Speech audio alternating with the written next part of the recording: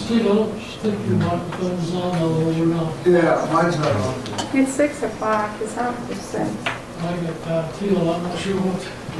One of them. All right, so let's get her done. We got everybody here. And I'll call this work session of the Christiansburg Council to order. This is a work session about the 21-22 budget. There'll be no comments from outside, and we will stick to the items that are listed in the 1 through 10 on this hearing. So the first is continued discussion for the March 2nd work session for the business license structure and potential elimination of personal property tax and motor vehicle license. I thought we were done with that one last time. I thought we'd already done it. Yeah, we did, we went through and we're not gonna make any changes. That's what I thought. Went over by as well as my gun control. All right, never mind. All right. The next on the agenda is the community support applications to confirm the allocation. And I believe, Ms. Tweedy, Send that, you sent something out, and I did. Yeah, I have copies here if you need them. I did get a phone I've stuck mine call. somewhere, but anyway, Yeah. I think if I understand correctly, the only two things that were not funded is the museum and the United Way. I did get a phone call from Marissa about a half hour before the meeting saying that she wanted to change her vote on those two items to a yes, which would make the museum a 3-3 vote, which would call for a tiebreak. And I'm going to change my vote on the museum as well. I had another chat, and they were less than 2 weeks late, and they had a very good reason for it. So that was one thing I was going to bring up after looking at the tally, and I also am going to change my tally on that. Okay. So that's 4-2. I had a long talk with Sue Farrar last week, and she said that, I'm not sure, everybody knows that she is retiring, and they're changing over. Steve, please get up to the microphone. They're changing over responsibilities from one thing to another, and it just sort of got caught in the middle. And so I supported that too. Well, since we're talking about it, I didn't support it, I still will not support it. And if it comes down to me voting on the whole budget, unfortunately, that might have to be burned. The reason being is, last 2 or 3 years back, people said, if it turned in late, we said no. So now something will change the rules. I'm not gonna say it's because of who they are, but so what happens next year if somebody's late? So I voted no, and I'm staying with no. Okay. So we now are at 4-2 on the museum, is that correct? Museum and United Way. Well, if you I'm not sure. if you're gonna do one, you should do both. I mean, Well, that's, is that your change your vote on No, that? the United Way, they have not depended on our funding in the past. The museum, this is the first time the United Way had approached us, and so I feel a little differently about them. The museum, I would probably feel the same way about some of the others, but they truly 100% depend on our funding.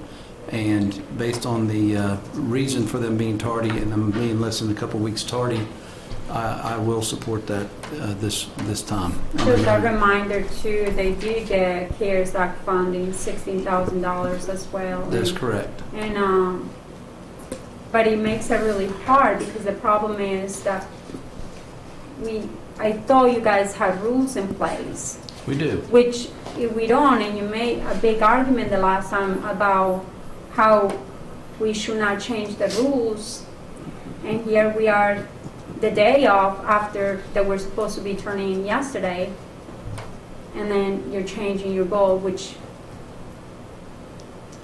I mean, and you're doing it just for one and not both. I understand. And I mean, it just makes us look bad, I think, personally. And it's not just about looking bad, because we all want to support these organizations. But there is rules for a reason, I think, most times, I fully understand all of that, And given the circumstances and their acute dependency on funding to keep their program going, I am changing my vote on that. But I understand exactly what you're saying. Yeah, I understand too, and both you and Sam have very good points.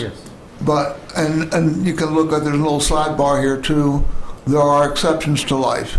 And there are exceptions that we have to make, do things, and I think Brad has made out some good points here about that these people really do count on us, and these people do depend on the town to stay afloat. Well, look at United Way. I mean, they're feeding our citizens in the town of Christiansburg.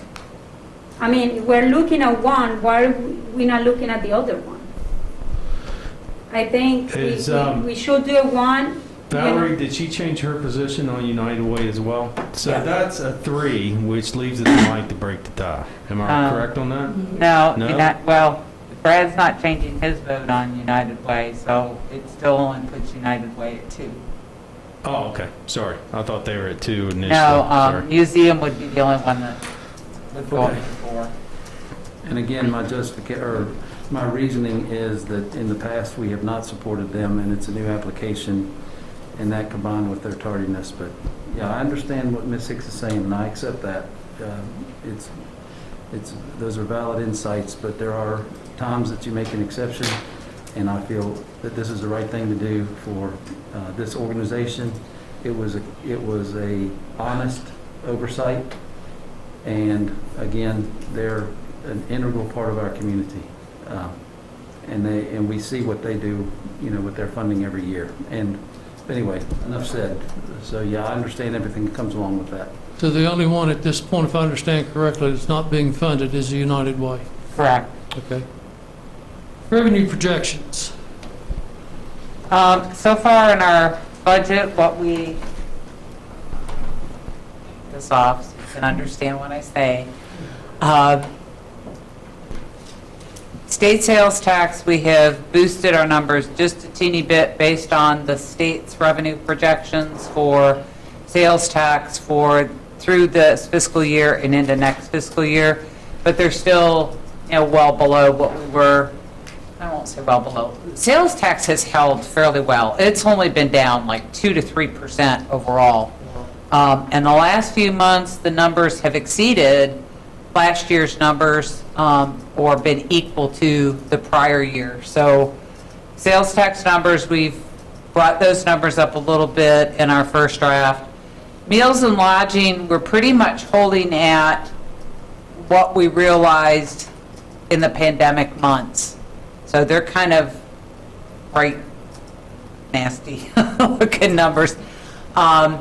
There is some little bit of positive outlook on that front as things open up a little bit. We could look at potentially boosting those numbers a little bit, but right now we've held the projections pretty much at what we've seen so far this year, which for meals is about 85% of prior years, and for lodging, it's right around 50% of prior years. So, if we start bringing back some of the summer sports this year, the youth athletics, that will drive some of our lodging numbers back up, as well as some of our food and beverage revenues back up. But how much remains to be seen, so I don't know how. My feeling is we should probably be fairly conservative on those numbers, but I don't know what you guys maybe feel about a more positive outlook or keeping it on that super conservative side. Can I ask you something, Valerie, as far as those numbers coming in? Last year, the meals tax wasn't horribly bad. Yeah, we're running about What- 85%. Yeah, but then, It What? wasn't horribly bad, is what she said. It wasn't Yeah, horribly bad. okay, okay. So I just didn't hear the last one. that's okay. So I don't think it was horribly bad last year. However, do you think that this year, here is what I'm expecting to happen this year, and I don't know. I see that last year, a lot of the population that lives in the town of Christiansburg, they stayed kind of indoors and homes with their children. I don't think there was a lot of traveling. I think most people decided to go, the funnest part of the day, personally for my family and us, was to go to McDonald's or Chick-fil-A or some of these drive-throughs locations and pizza. But this year, I think everyone is tired. We want a little bit of traveling, maybe going away or whatever. Do you think that those numbers are really going to be affected this year as far as some of the population that live here and that have been keeping those numbers up? Do you foresee those numbers even being worse than last year because of it? I don't see them being worse. Okay. If anything, I think they'll be slightly better. I'm hopeful that by fall, with the vaccines and everything rolled out, that we'll start to see football games again and other big events. Throughout the course of the summer, they have opened up youth athletics and some of those traveling sports teams. Families and kids are anxious to get their families involved in doing activities again, so I think we'll see a little bit of a bump. I don't know how much in the lodging, but I'm hoping for the hoteliers and for us that it improves significantly over what it was during the pandemic. But I mean, the end of my street has 3 hotels, 2 more on the other side of the street. And so I kind of watch every night when I go home how many cars are in those parking lots every night. And I have been in the last month seeing more and more at those hotels. So that's a good sign. And I know some of the youth athletic stuff is starting to speed up. So, but we won't see those numbers for another month yet. So it's hard to predict that.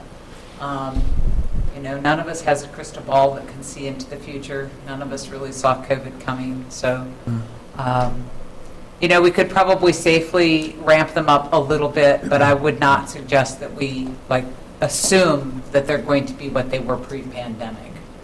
I think that's going to take. I like the thought of keeping them where you are projecting them now, and if they exceed those projections on either meals and or lodging or both, then, if that's increased income through the last part of this year, then if we've had to cut some things from the budget that we really could use, and maybe at that point we look at being able to fund some of those based on the increases if we see them. Okay. I agree with that. Okay. We have a little ace in the hole too, because I think the marketplace, they're going to be opening up 3 or 4 restaurants in the next couple of months, and I think that's going to generate more revenue, and you can get maybe people out of the house a little bit more. So I really think that that's going to be a real kicker for us myself by July. Well, I like to just keep that ace in the hole and use it if we, down the road. I think that our approach has always been and has been a very, very conservative budget. And this year I expect, and from what I've seen, it's going to be a lot of no frills. We're going to get by with what we have to do to get by, and I think that's what you all are charged with, and we're charged with approving. So I think if we see it better, then yeah, can you put something else back? Possibly. Well, I think what we'll do is, we'll put the draft out next week with the numbers as they are, with projections as they stand.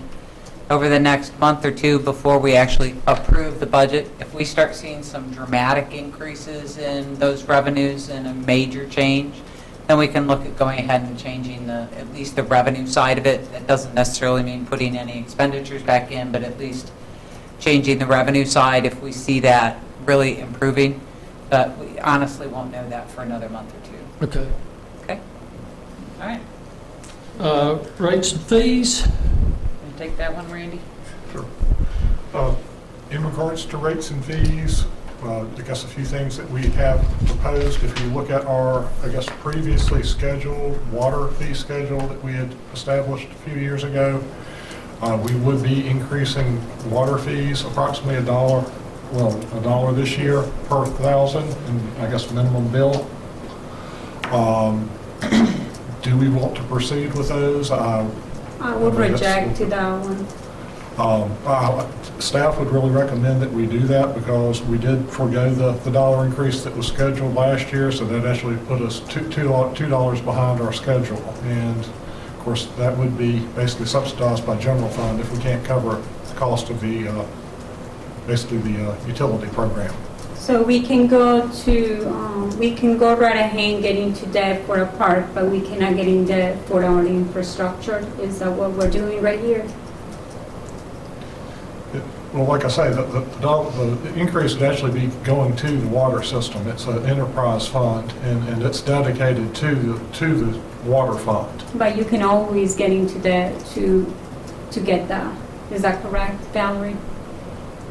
Well, if we don't raise it, then we're still behind, that it would come out of our general fund tax dollars, which we use everywhere else. Which- You could subsidize water and sewer really all you wanted to, I guess. You could have free water and sewer for all your town residents, but that would have to be subsidized to the tune of millions and millions of dollars. You did say that we're getting CARES Act money most likely this year for infrastructure. I believe we are. So I think I would like to hear about that. And just to let you know, right now, we aren't accounting for any of that in the budget draft right now, so. I understand that. You said last year we did not approve the dollar. We did forego that increase. We froze last year's position, yeah. Yeah, but we did go up 2 years ago $1, which, you know, we went from, it started $6, we're right now $8 per 1,000 gallons. That's just really, really high. What is the rate for Blacksburg again? I can't tell you that off the top of my I head. thought it was $7, wasn't it? Well, they $7? have a different minimum than us, and their tier structure's different also. You can't, it's not So- apples to apples, you gotta. Yeah. And they also, don't they have a service fee or a charge in with that bill? They do. So we paid $3 and something to the water facility, but then we doubled and we charge more than double to the citizens of Christiansburg to do the infrastructure here. How much money are we actually making this year from the water revenue? We don't make money off our water system. If we were, it'd have to go into the enterprise fund for water only. I know, I understand that. How much was that for this past year again? Not bring my report Well, we- with me. Maybe There's answer the always, question, we didn't make any money on it. We're actually subsidizing it from the general fund, which is what the mills tax, lodging tax, and real We're estate not tax. subsidizing water right now. Yes, we are. He just told you Are we that. subsidizing water? well, right now, the way we have it in the draft budget, we would be subsidizing water. Like, explain that to me, because we are getting CARES Act money to help some people. What are you saying with that? Are we paying for some people to get water? Is that what you're No. saying? No, just that the profits from the enterprise, when you take the revenue minus the operating expenses, and then their capital needs, that's greater than the amount of the revenue. So what we're subsidizing is some large capital projects. Roanoke Street water line's a big one. They've been kicking that can for a number of years. So we got under the capital projects over here. Is that the one on, Should be toward the very end. That's a $1.2 million, did I see, or? but those are things we have been holding off for a long time, right?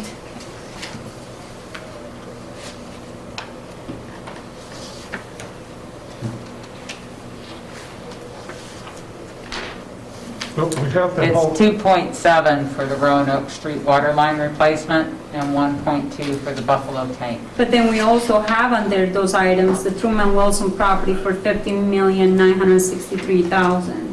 And taking out $13 million, actually almost $14 million, into debts, grants, and stuff.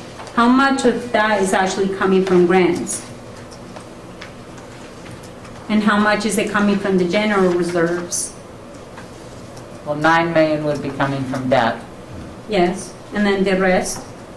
would be, Are we talking about the water enterprise fund now? Well, because that's under we're the talking about the capital. park now. That's under the capital Now, are we projects. talking about the water enterprise fund?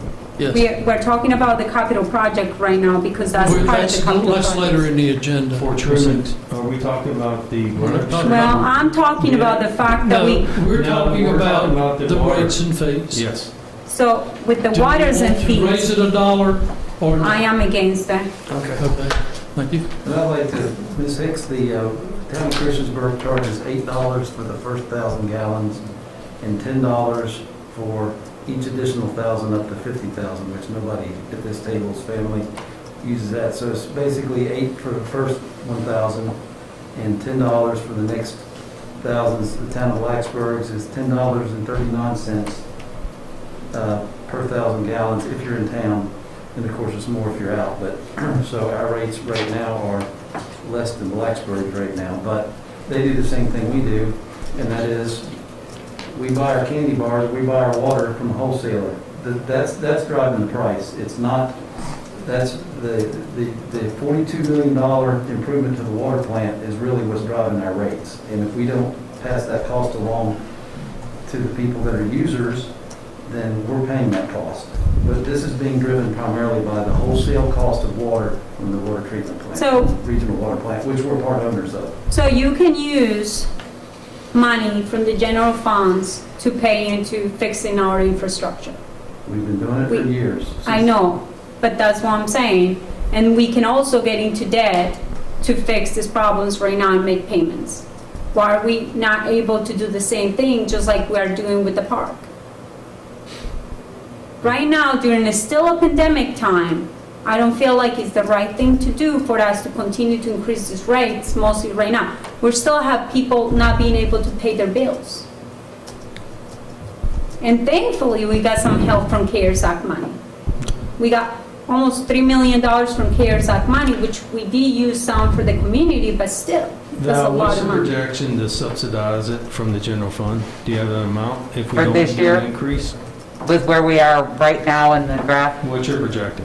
we're at 2.6 million subsidized from the general fund. Okay, so if we took out all, like the restroom at the park, the 60,000 and all the vehicles that are scheduled for the Capitol, we could do Be $2 that. million short.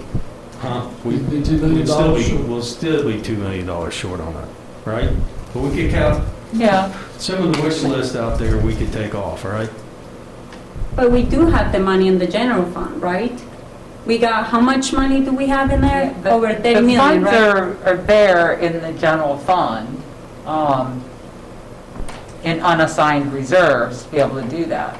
The other biggie is that every year we kind of look at, these are all the projects that if the enterprise finished them this year,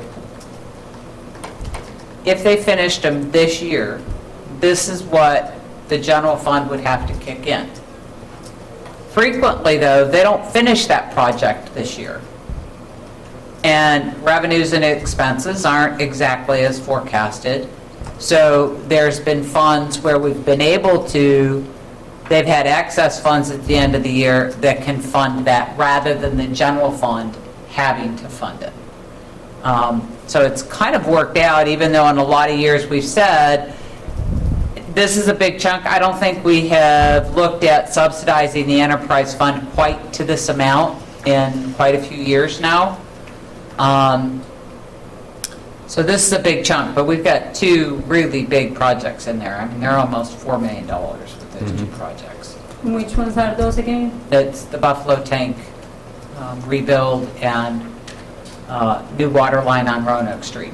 So if we were to take the one on the Buffalo one, and we were Can't just to really do take the... it out. What? That one's already in progress, I think. Wayne, you in here somewhere? Right here, Mason. Justin's right there. Justin's here. That I would one's like already to kind of see in us progress. to That's see- a rollover.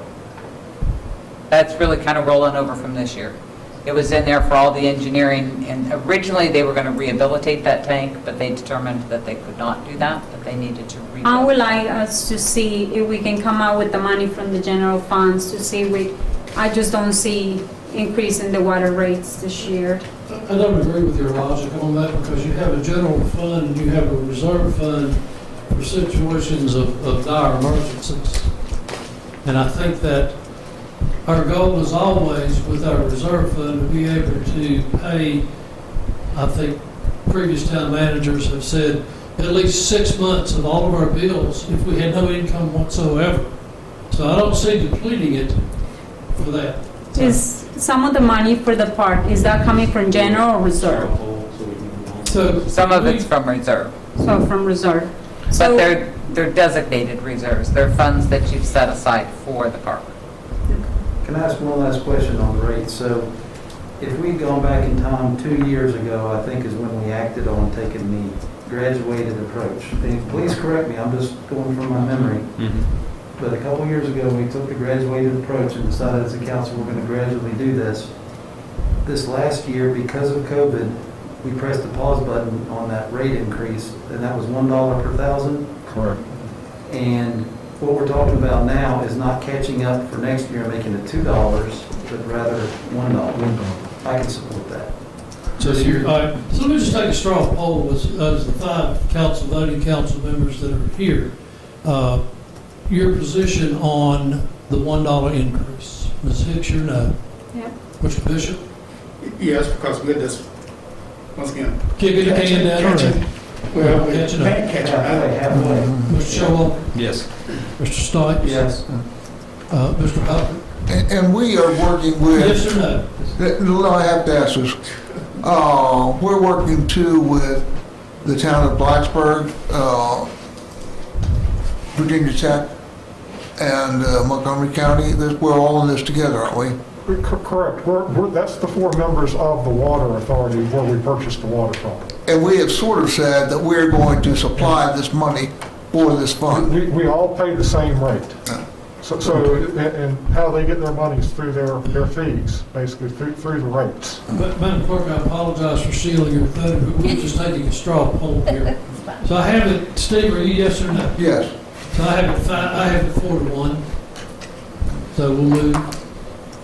There are no other fees, Just a couple things I'll mention, and for your consideration, something that we've brought to, and actually as a recommendation in the past, is the consumer utility tax. We could increase our minimum, I believe it's from $3 to $3.50 on the consumer utility tax. That'll generate approximately $100,000 in revenue for us annually. It'd basically be an additional 50 cents per month maximum on the utility bill is what it would be. But like I say, it's something we've brought up a couple of times at least in the past. But again, So we are additional revenue. charging for the water, and then on top of that, we're gonna tax people for getting water? Is that what it is? This is a utility tax, and it would be actually on other utilities. It's on gas and electric. Gas and electric? So you will charge it to the consumer or the company directly? The company would collect it on the bill, and actually it's being collected now on bills. It's just that we have a right to increase the rate from $3 to $3.50. $2.50 to $3. $2.50 to $3. So it's a 50 cent. So basically $3 is the maximum amount per month you could have as a utility fee. Ours is set at $2.50. but it won't necessarily be $3 a month. Because No, if you no, it look would at not. your cell phone bill, it's like, It would not, because it's 37 based on consumption, and the $3 is a cap. okay. And what's the reasoning for this? It's just a proposal as a potential revenue source. So Like I said, we additional thought it through. $100,000 it will revenue. Correct. I don't think we should do water increase and another tax increase, but that's just me. The water thing does not bother me that much, but I can see that APCO is going to do some serious raising. Has anybody else got that feeling? Yeah, I do. Oh, too. yeah. Yeah, so I mean, that is what's going to maybe hurt people more than this water. Was it $8? It was a huge amount, I thought. So I think that's something we have to watch out. So again, we'll straw on the utility fee going to a maximum of $3. It's from $2.50 to $3. Correct. Ms. Hicks, you're against, I assume. Yeah, I would like to say yes, nay. No, I mean, to increase, no. Okay, No. okay, No. okay. So we'll say leave it as it is. Fair enough. And again, this isn't really a recommendation, but it's just more to make you aware. The state has changed the provision in regards to cigarette taxes, so we are now eligible to go from 40 cents a pack to 60 cents a pack. Again, that's not a recommendation, just to make you aware. It's going to do that. Yes, that's a possibility if you'd want to pursue it. How much will that make us a year?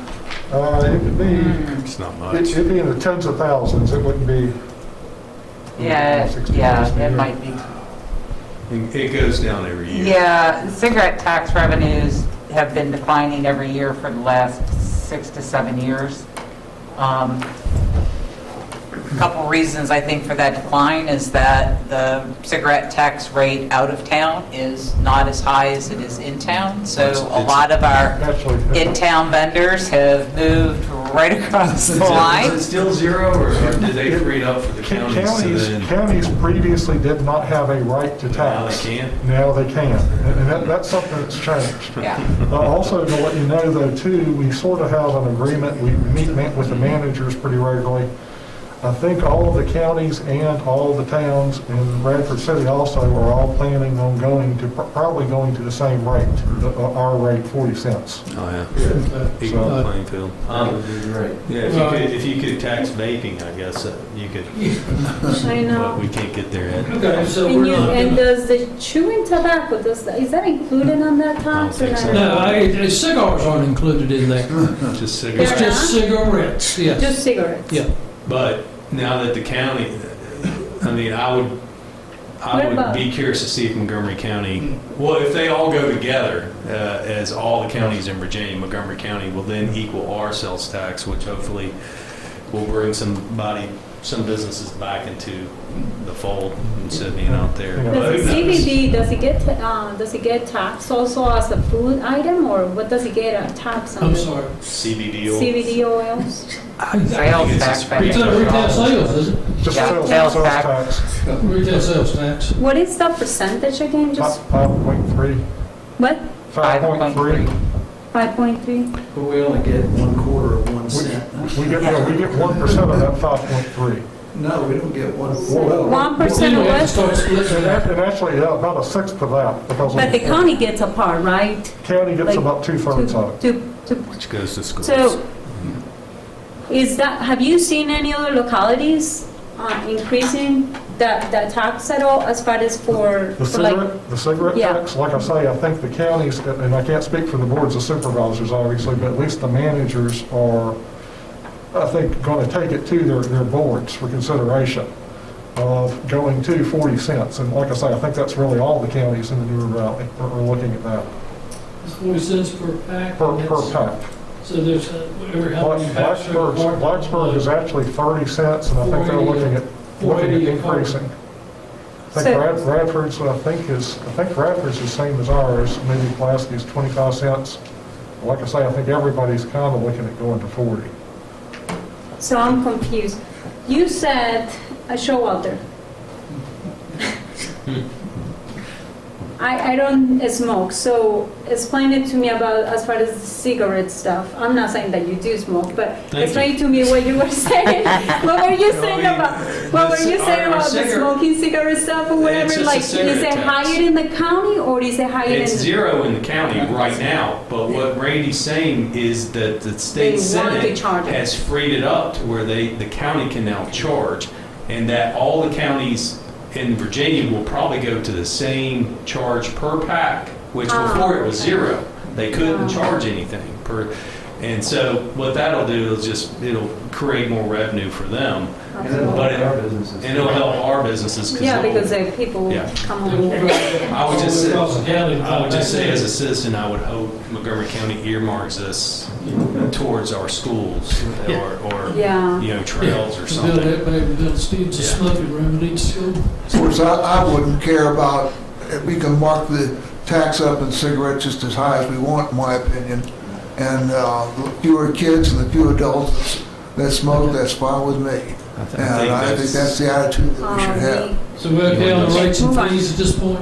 Is that it? I don't, Yep. yeah. Okay, we'll move on. New position requests. Had, I guess I'll. Pull that mask, I'm sorry, Randy, bless your heart. Had nine requests for full-time positions.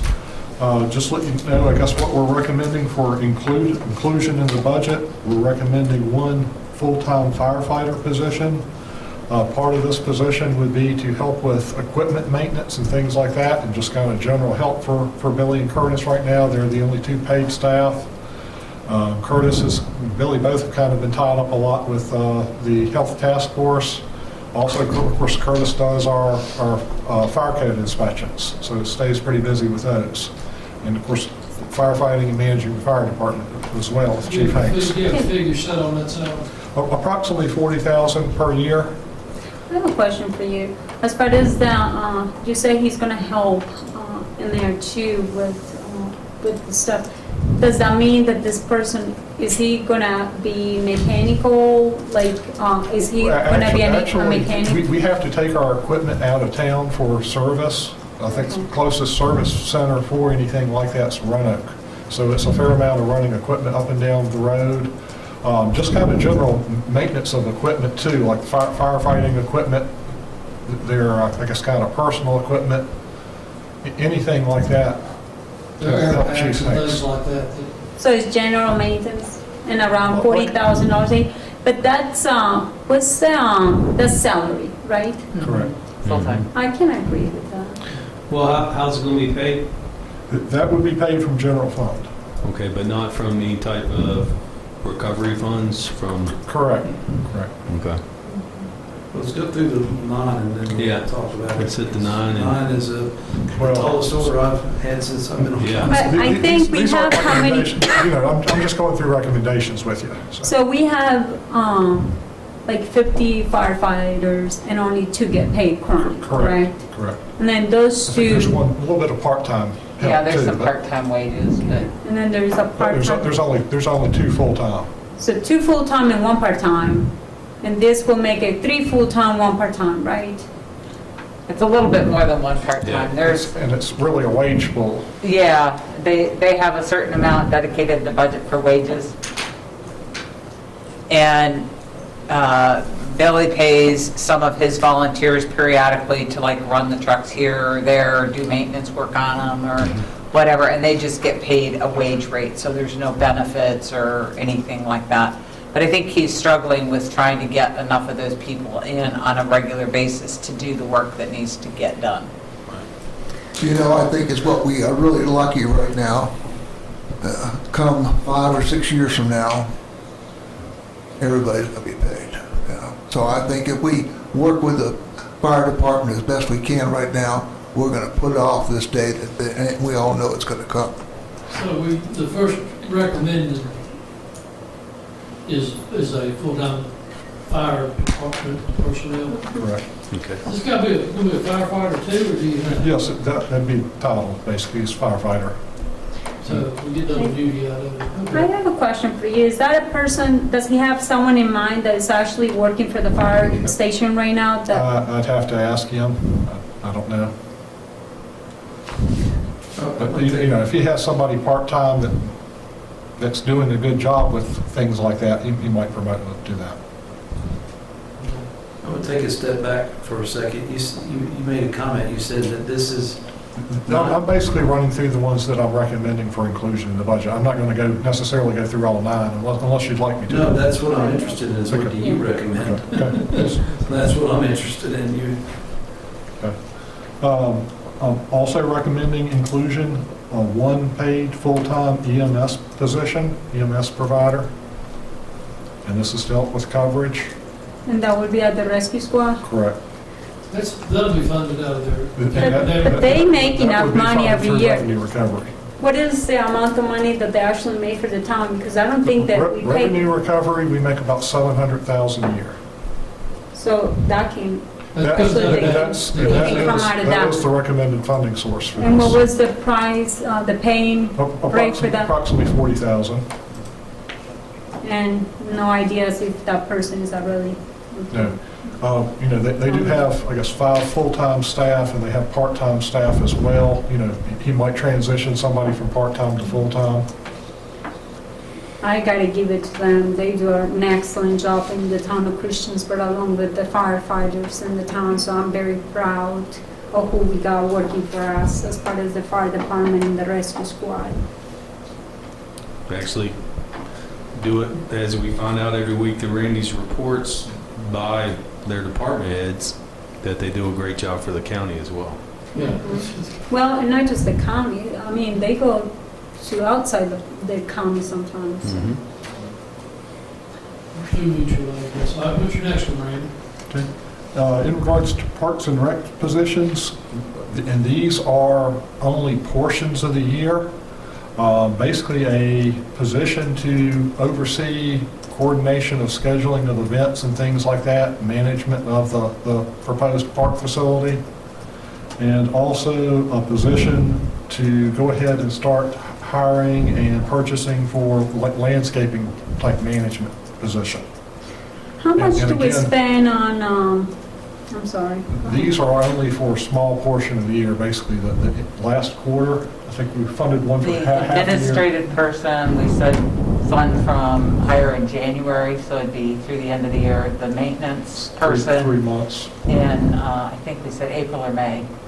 And then additional maintenance personnel and other positions wouldn't come until the '23 budget. Well, does Marty Gordon, I know. doesn't he handle special events and things of that nature? Yes, he's an assistant special events coordinator and farmers market manager. But like I say, I So guess why do we need a second one?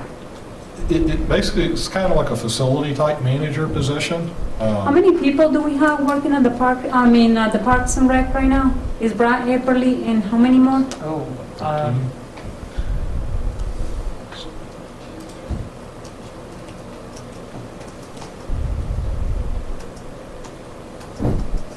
it's a guess, don't hold me to it. I think it's about Yeah. 10 full-time.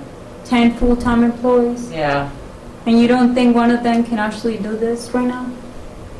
I mean, it's not Most like of them we're are full overwhelmed or already. nothing. What? Most of them that are handling the youth sport, the ones that are handling the youth sports activities like Chuck and, I can't think of the name of the other person off the top of my head. Nick, yeah.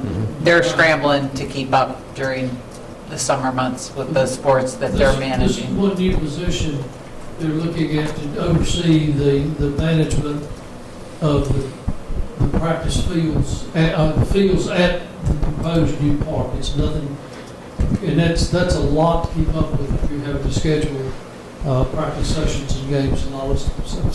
So What was that that's figure? for What was that figure? 2023 though. I'm sorry. What was that figure that they were asking for this one person? I believe that one, the administrative position was around 60.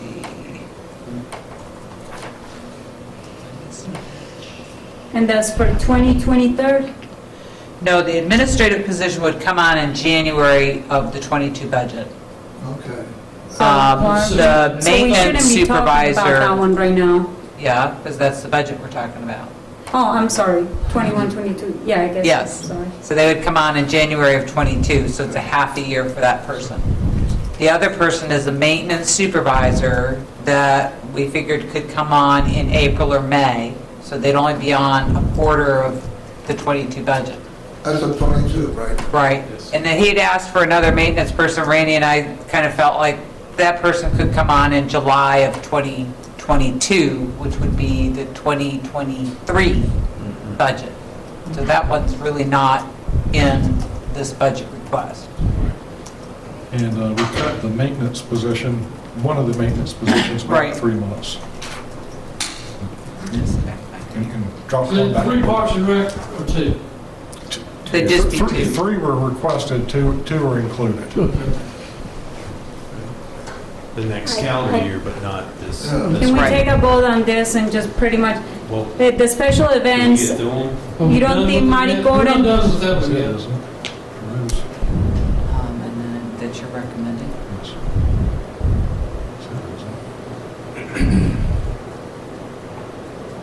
I think we've all known from the get-go that we're gonna have to hire some more people for Parks and Recreation when we put the new park in. I mean, I think Yes. we've all known that. That's it. That'll be the next. That'll be the next big, well, they're saying here from January on, maybe. They might do some- Okay, is that all of your recommendations? That's all the requests for full-time positions. If you're interested in knowing what the other requests are, I can go over them. But No. They've been, I mean, you've not approved them, or you've asked the department heads to come? That's all I need to know. So we're not, this is it, this is all we're talking about. That's all that we're proposing in the budget. Good job, Randy. You don't think Marty Gordon can actually do the special events as well? I can talk to Brad and see if he can, but I don't think he can manage the farmer's market and necessarily manage that field, those fields, scheduling those at the same time. And that's kind of a different activity. Whether the events coordinator can do that. We don't have one of them yet, do we? But we don't have one of those on staff either right now, so. Yeah, but they are that's- in the budget already. That is a position that is in the budget for next year, although right now we don't have the position hired. We basically put it on hold due to COVID. And how are we gonna be able to come up with this extra money to pay for $60,000 on administrative Comes out of the general position? fund, operating budget of the recreation department, which So is part of the budget. $60,000 in there, and then a maintenance person, how much do you expect paying that person a year? All of that was basically projected into the operating cost of the park. And how much is that a year? I think that position was requested at around 40,000. And then that one maintenance person is gonna cut the grass and everything else, correct? Or is just, I think the total in the study, I think they projected 7 FTEs to run that park. 7 employees? 7 full-times. Is that for lawn care? And No. everything No. else?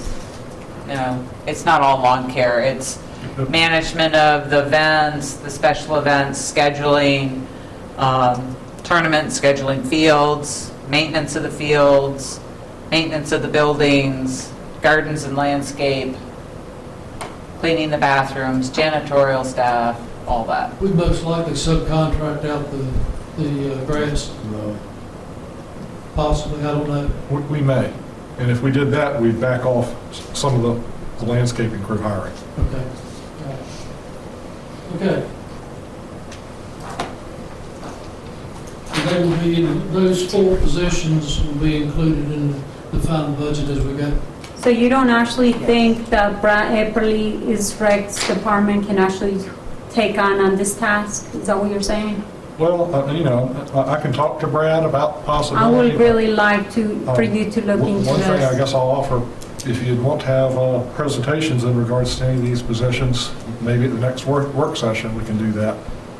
That wouldn't be a bad idea. No. No. No, That's your no, thank you. Yeah, That's okay. when Randy brings it to us, this is his, Okay. this is the end of the vetting process. So you're gonna talk to Brad and then come back to us with the, or yes? So they're going in the budget, and cut them. I mean, they're going to be presented in the draft budget. Of course, this is just to what goes in it. The final decision on the budget will be May or June as we go through a vetting process with it. Well, can you please hold on, I'm putting those in the budget until we get an answer from you, please? I think they need to go in. Right. Now, we can do another straw vote, Let's do it. whether you want to include them or not. We have to have those in a budget figure so we can come up with a projected budget. And it's, that if they're taken out, then that's a high budget, we'll take them out. But they have to be included so we know where we stand when we start balancing our revenue and our expenses. So if nobody objects, I get the feeling that put them in and we'll go from there. And we'll defend them. They'll have to defend them later. Is that your understanding? Correct. Okay, all right. And that might be, I'm hearing wrong, but a lot of this expense is not going to start until January of next year, right? For the park positions? Yeah, Correct. positions. They're only in the budget for a portion of the year. Yeah. Okay, capital projects.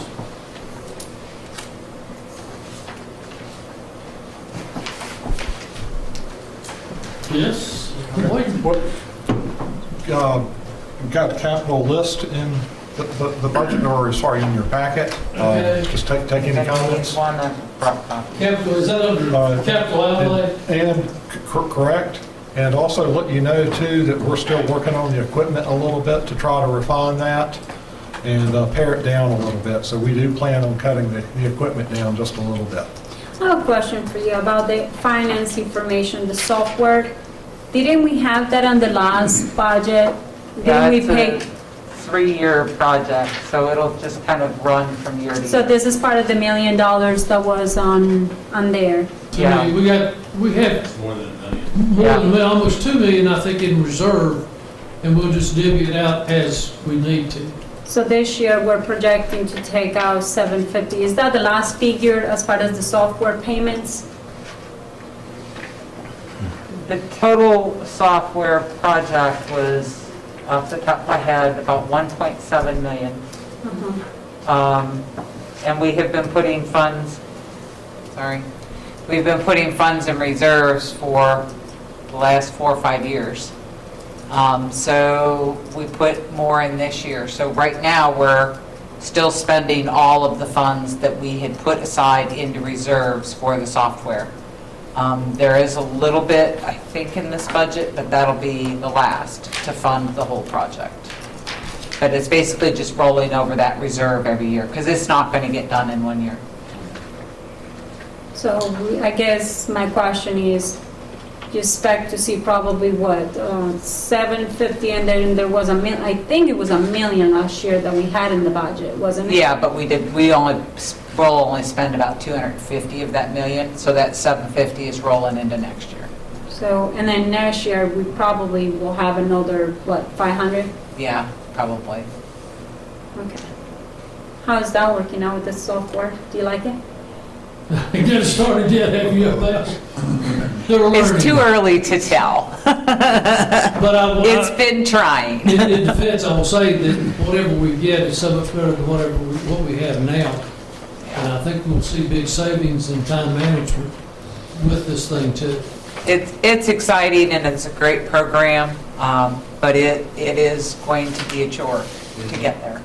So I guess my question too, under that one, if I'm on the correct one, I thought we were getting the, since we just got 2 police cars, I thought we were not going to plan to put any more police cars this year on the budget. Are you good with defining the 750? Yes, I'm good with that. You moved on to Yes, now the police. yes. We normally, in past years, like we purchased 4. Four is normal. yes, So 2 of them we purchased with CARES Act money or whatever it's called. So this is 2, and we'll end up with the 4 new cars that we normally do. But I thought, correct me if I'm wrong, wasn't Marcy's the one that said that we didn't have to, or somebody said that in the last meeting? Was it you, Randy? How many police cars do we have right now? I'm just recalling what he said. He didn't say anything about us. He said possibly, but I don't think he ever alluded to where he would not. Is that a way that we can just, since we don't know a lot about it, whatever, Randy, do you think that maybe we can just purchase 1 instead of the 2? Is that a necessity right now? He is trying to replace old vehicles with high mileage.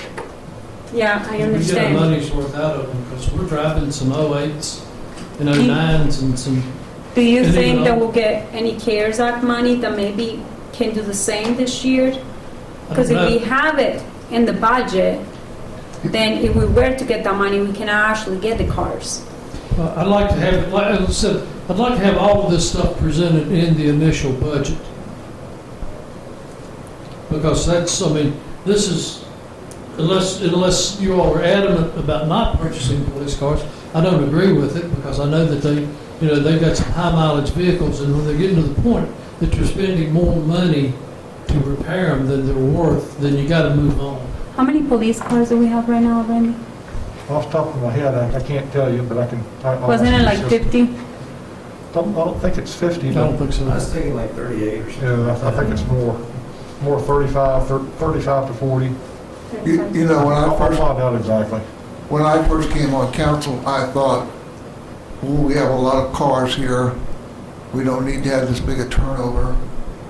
And then Chief Sisson explained it to council, to me, that if you wait a couple of years, you're going to get caught in the long run of having to buy more, purchase more cars, and the maintenance is going to cost you more.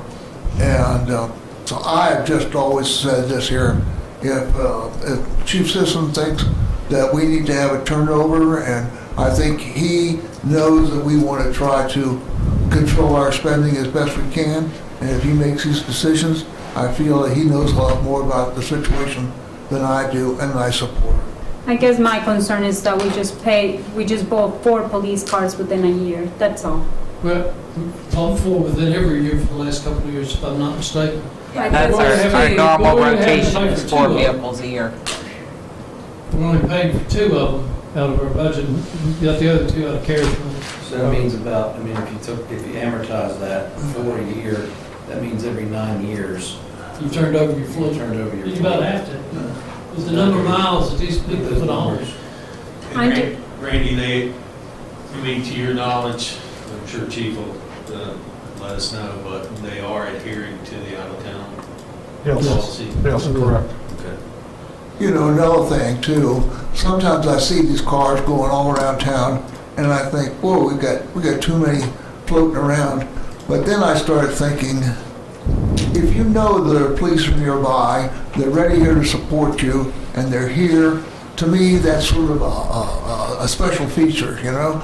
And it makes me feel better about the whole situation, and if we're paying a little bit more, all right, let's go for it, and for the community to feel better about the whole situation. I have a question for you, Randy. Do we get any police cars from the county? No. How come we don't ever get police cars from the county considering we do pay into that You tax? mean for them to purchase those for us, or hand me? No, I'm just saying, why is it that the county doesn't chip in just like the fire department does, as far as, because we pay for that tax as well, just like the county residents do.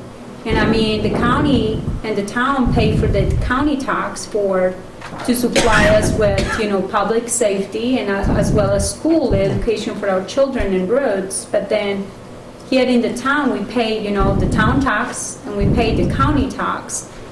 And I guess my question is, why is it that the county doesn't provide some kind of income? Well, I don't. Well, not income, but as far as resources, as far as like, hey, the town of Christiansburg provided all this money that they paid into the county tax, just like everybody else in the county.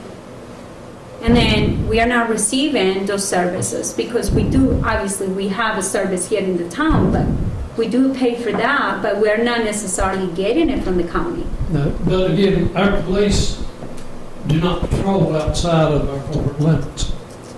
There's a mutual aid. There's a but I mutual think- aid, except mutual aid, but for the most part, they are within our boundaries, and the county takes care of the boundaries. Now, at times there's some crossover, but for the most part, the miles we put on our vehicles, or the miles that we put in town. Joanne, I think that's a great question. I think it's something I would allow you to follow up with Craig Meadows. You should speak to the board and see if they'd be willing to fund them. Yeah, Okay. and if it's all right, and I'm not doing this, I think it's a great question, but, and we've taken it for years that they contribute to the fire and rescue, but they don't, and I always took it because the sheriff has their own, is their own entity with the county, but if you would find that out and then let us know. I think you'll also find out that the county, the sheriff's department has a pretty tough time just getting vehicles as needed for their calls. Again, But it's a this has nothing to do with their funding, this has to do with the county funding us for our police vehicles, like they help with the fire department vehicles and the rescue squad vehicles. So if you could find that out, I'd appreciate that. That's a No, good question. Thank Yeah, you. just put it on the agenda, for the coming meetings there. It's not the Right agenda, there. I'll have to ask them and then Yeah, figure Craig it Meadows out. will be happy to.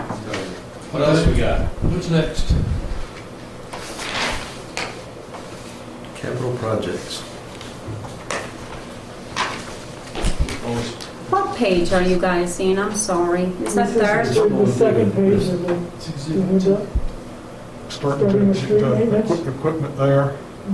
Like I say, we will trim the equipment, I think, a little bit further.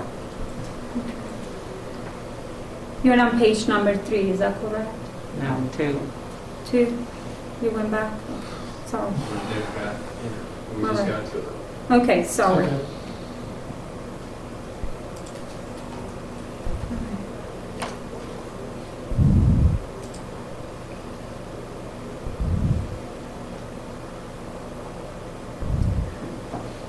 The fire truck, obviously, is all paid off already, right?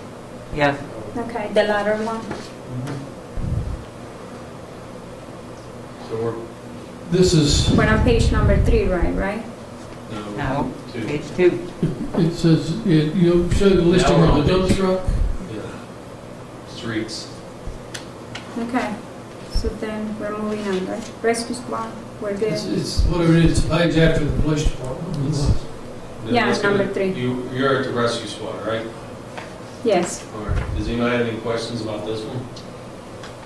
Okay, so we're here. No? Yep, got a good, They're all 0. that's all when I drop down. Well, I have one question under the rescue squad one.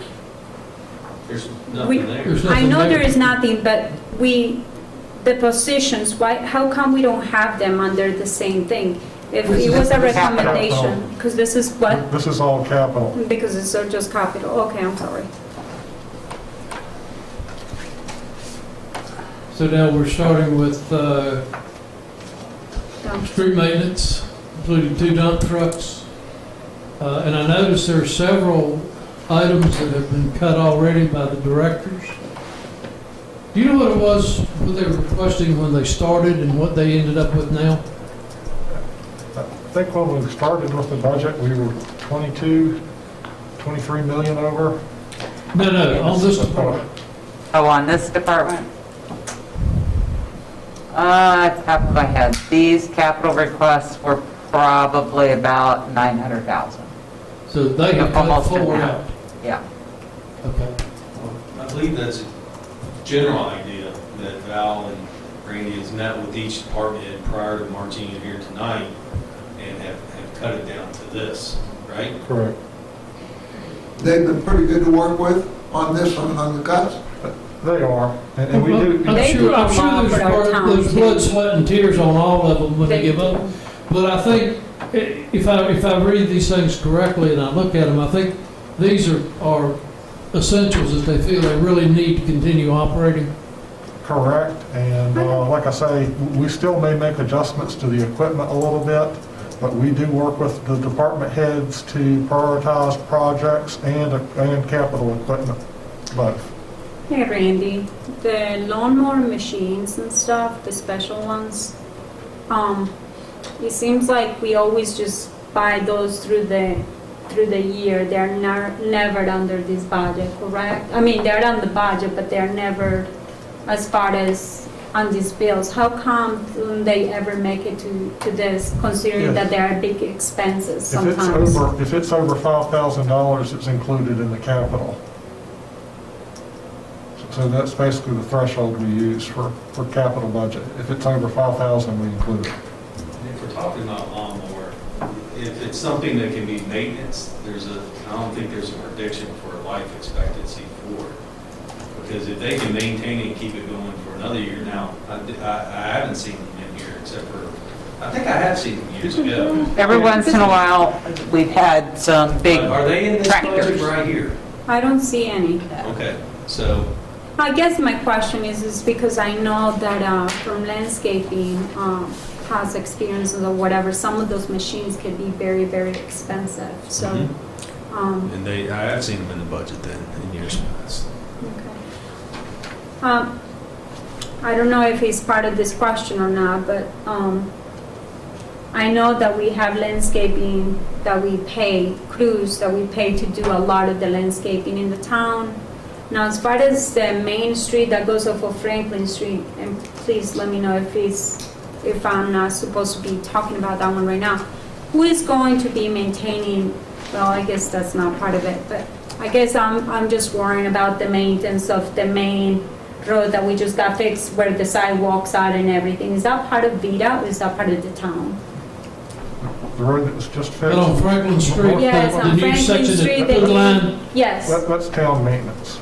so the town maintenance. So who Up takes to- care of that? up to Public Works? Cambria- Up to Cambria Street, it's town maintenance. So is that Public Works? Correct, Okay, through the whole year, right?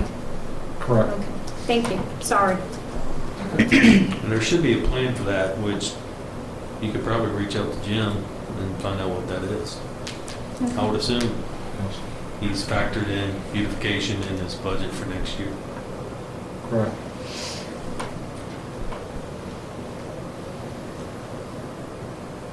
all right, so any further questions out of street maintenance?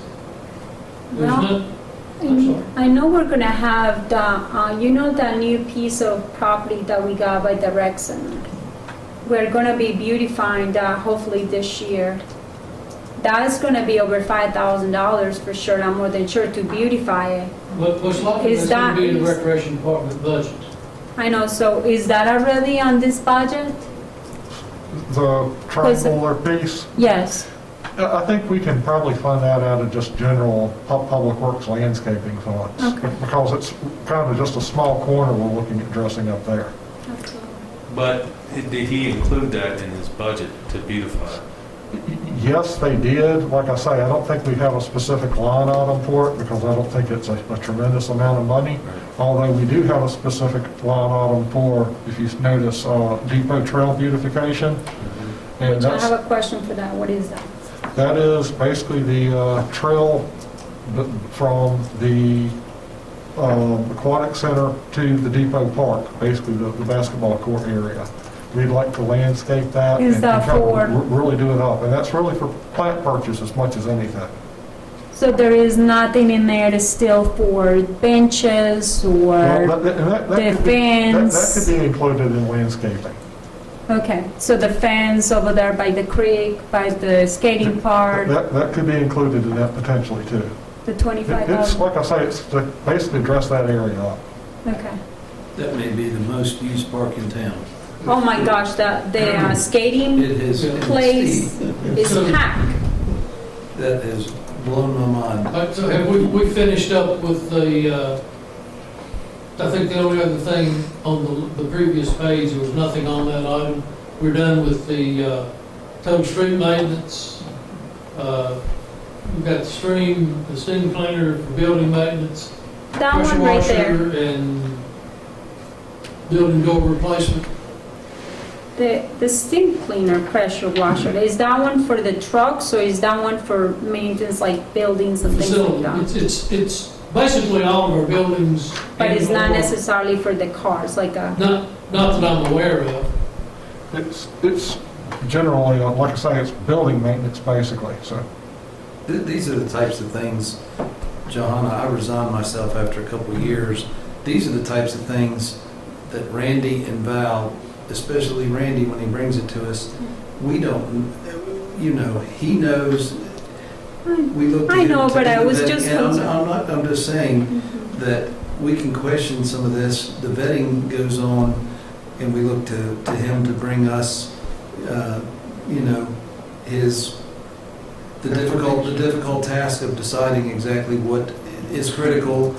Everything's important, but what's critical? So how many Well, buildings I'm are not, down? I am really not questioning the fact that we're paying for this. That's not, I am not debating that. I think I trust that department, and they obviously do a great job in the town, so it's not like I'm questioning that as far as why do we need this, because I'm not saying that.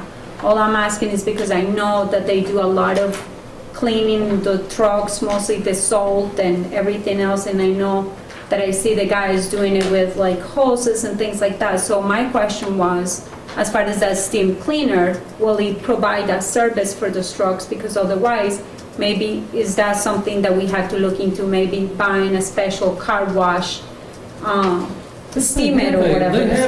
They have a truck car wash facility already in existence at the ports. I know, but I'm just saying, like, a machine that does the steaming thing, because I didn't know if this was just a normal power washer or if this was a special one for the washer, Randy, trucks. basically? I think it's probably a little bit of a heavy-duty pressure washer, but I think that's Okay. essentially what it is. That's it, thanks. Yeah, and I wasn't meaning, wasn't critical of what you're saying. I'm saying, I've been where you're at, and I don't know whether a gravel loader or a steam cleaner or whatever is the most important thing, because Randy has to listen to all these departments and what they think, and then finally, he has to make the difficult decision of saying, okay, this is what I'm bringing to my board.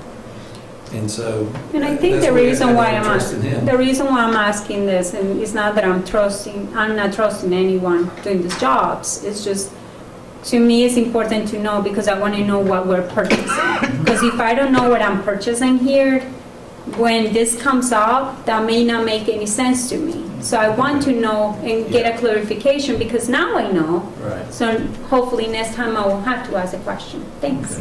Okay. Building 14 door replacement, is that like a garage door? Yes. At the town hall, we're gonna do some HVAC, replace one unit and do some upgrades to the system, is that correct? Correct. Okay. Fleet maintenance, service truck, crane, Like I say, we're still looking at equipment a little bit, but we should have that finalized when we bring you the budget next week. Or just remind you, the budget policy says that we bring you the budget the second regular meeting in March. So we'll have that for you next week. Okay. so this fleet maintenance, service truck with crane, is that probably what you're looking at? It is. Okay.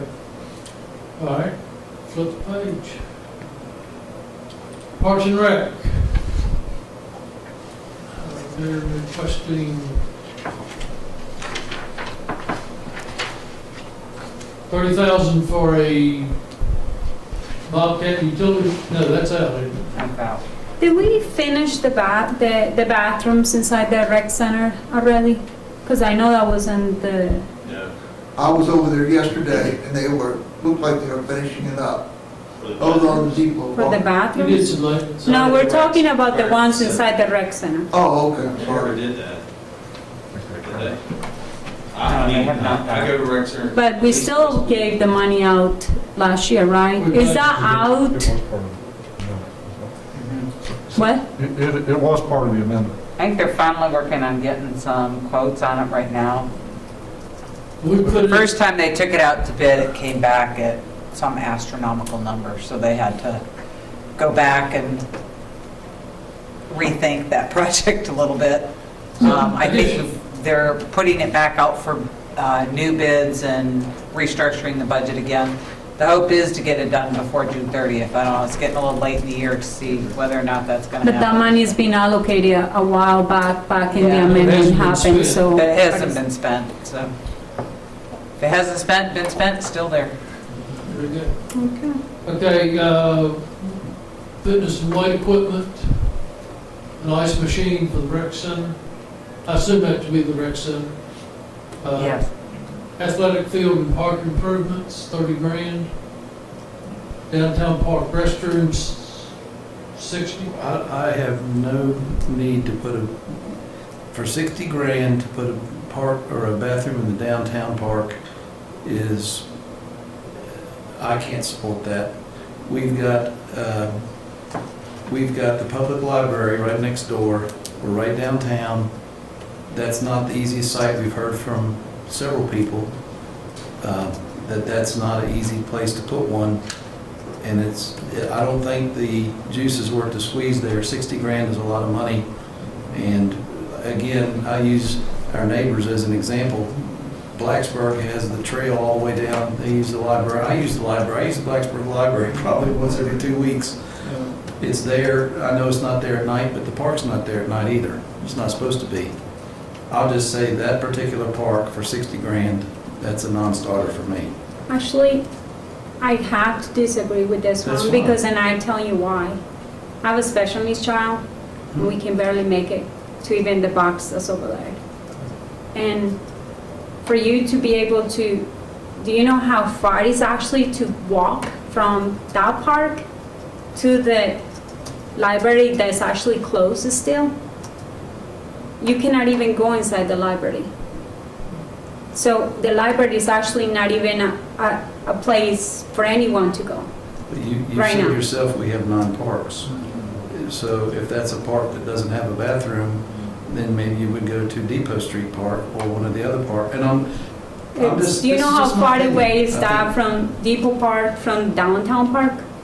Walking it with a child? Well, yeah. There's a lot of people that use downtown park. I'm just a speaking lot out of of one people. item. I'm just speaking out of one item. Well, but then it seems like, weren't you supporting the other bathrooms over there with the, where the Alcorns were downtown on Hickok Street? Hmm? Do you support that bathroom? I don't know what you're talking about. Because I know there were plans to build bathrooms and be paid by the town on Hickok Street. Wasn't that correct, Randy? It's been mentioned possibility of putting in a bathroom on Hickok Street with farmers market structures at some point. With the Alcorns, I right? have mentioned that as a possibility. I have talked to the Alcorns about possibility of condoing a bathroom in. Is that in this year's budget? No, it's not. Okay. I That's the agree. first I I've heard don't about that, yeah. think we discuss it now. If federal CARES Act money funds this year and we. This one, we got the other two off of, wasn't it? That's Yeah. right. Is that money? But we're being idea. purely for this That's a good one on the budget. If that happens to come to where, and we can fund it this year, how much did we pay for the other two? 30 out of grand pocket? each. It was like 30 grand each or 60 grand? They come out to about 50,000 each. 50,000 Because we each. paid 30,000 for the prefab bathroom, and then there's 20,000 in fixtures that goes in it. Water lines and so on and so forth. Right. And even though they have not been used yet, people are so happy to see those there. They are obviously making a difference, and that Depot Park is being used every day. People come, they play sports, it's used more. I had never seen that park as filled up as it is currently right now, with the basketball fields and everything. I haven't either. It is, and that's why bathrooms there make a lot more sense. than- Well, the downtown park too, because you're eventually planning to have the farmer's market downtown, correct? And in the future, that might be more warranted. I'm just saying one item. I don't want to spend all night on this. Mhm. Can we I think take a 60 vote on grand. this one? Yeah. Yeah, go Strong. ahead. Yeah, well, let me. I support the something on this. bathroom at downtown park. Yeah. No. No. Steve? No. Okay. So you can take that one up, Randy, for now. Now, if we, I would think I'd like to put an asterisk beside that, if council will allow me, that if we see that CARES Act money is going to provide a portion of it, we could revisit. Sure. Don't we have to take it out completely, just so we are not in the same spot like last year? Because I do recall that if it was still there under the budget, maybe, I think the Please. CARES Act, if we budgeted for it, we couldn't use CARES Act money to pay for it. So it's That's- actually, if CARES Act money comes through later on this year, we can use it for the same type of equipment for a restroom. It would behoove us to take it out. Actually, that's what I'm that's a saying. good So idea, yeah. can we Take it out. take it out so the money comes in? Can we please look into this? I think Yeah. Thank yes. That's fine. That's an agreement, that's compromise. I like that. Okay. So $66,000 for Parks and Recreation. Can I go to that bathroom for a minute? I would, if we're gonna put in something, I would like to have another restroom on the Huckleberry Trail. We're not, I'm not. You know, doing if we this. went, if we're gonna go for another bathroom, that's a direction I would I'm like not to gonna go. put any bathrooms in the budget right now because we don't know what CARES Act is gonna do. I mean, They may give us that $100 can't grand. be Give carried us back. money and then we can use it for that. Look, I think in every department, Steve, we can go through, well, I think we need this. You know, that's why we have Randy presenting this to us right now. And this is what Randy, Now, if we want to be here till 12, 1 o'clock in the morning, all right, let's roll up our sleeves, get some coffee, and then tell him everything is on our wish list, all right? I'm depending on him and his department heads to bring us within budget for what they need necessarily. Okay. Their best Based on step. their income. I don't want to sit here and say, I want this, I want that, I want this, all right? That's not our job. Okay, so we go into the aquatic center, we're gonna replace existing pack units at wing and 2. Checkerboard Park renovation, and she's looking for a replacement for a 2000 van, or is it 2000 van replacement 10 passenger? I'm not sure what she's looking at there. It's to replace a 2000 10-passenger van. Okay. So, And let you know, we are looking at that pack units number 2 to try to bring that number down. That's basically replacing all the pack units. so the HVAC, the precision air conditioning system that we have right now, we're replacing it because the other one didn't have the capacity to work at the aquatic center, correct? Didn't we pay for a study or something to be done?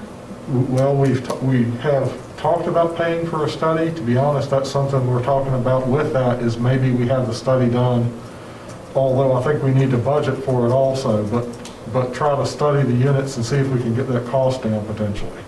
Because 1.2 million is a pretty big number. Maybe not necessarily every unit needs replacing.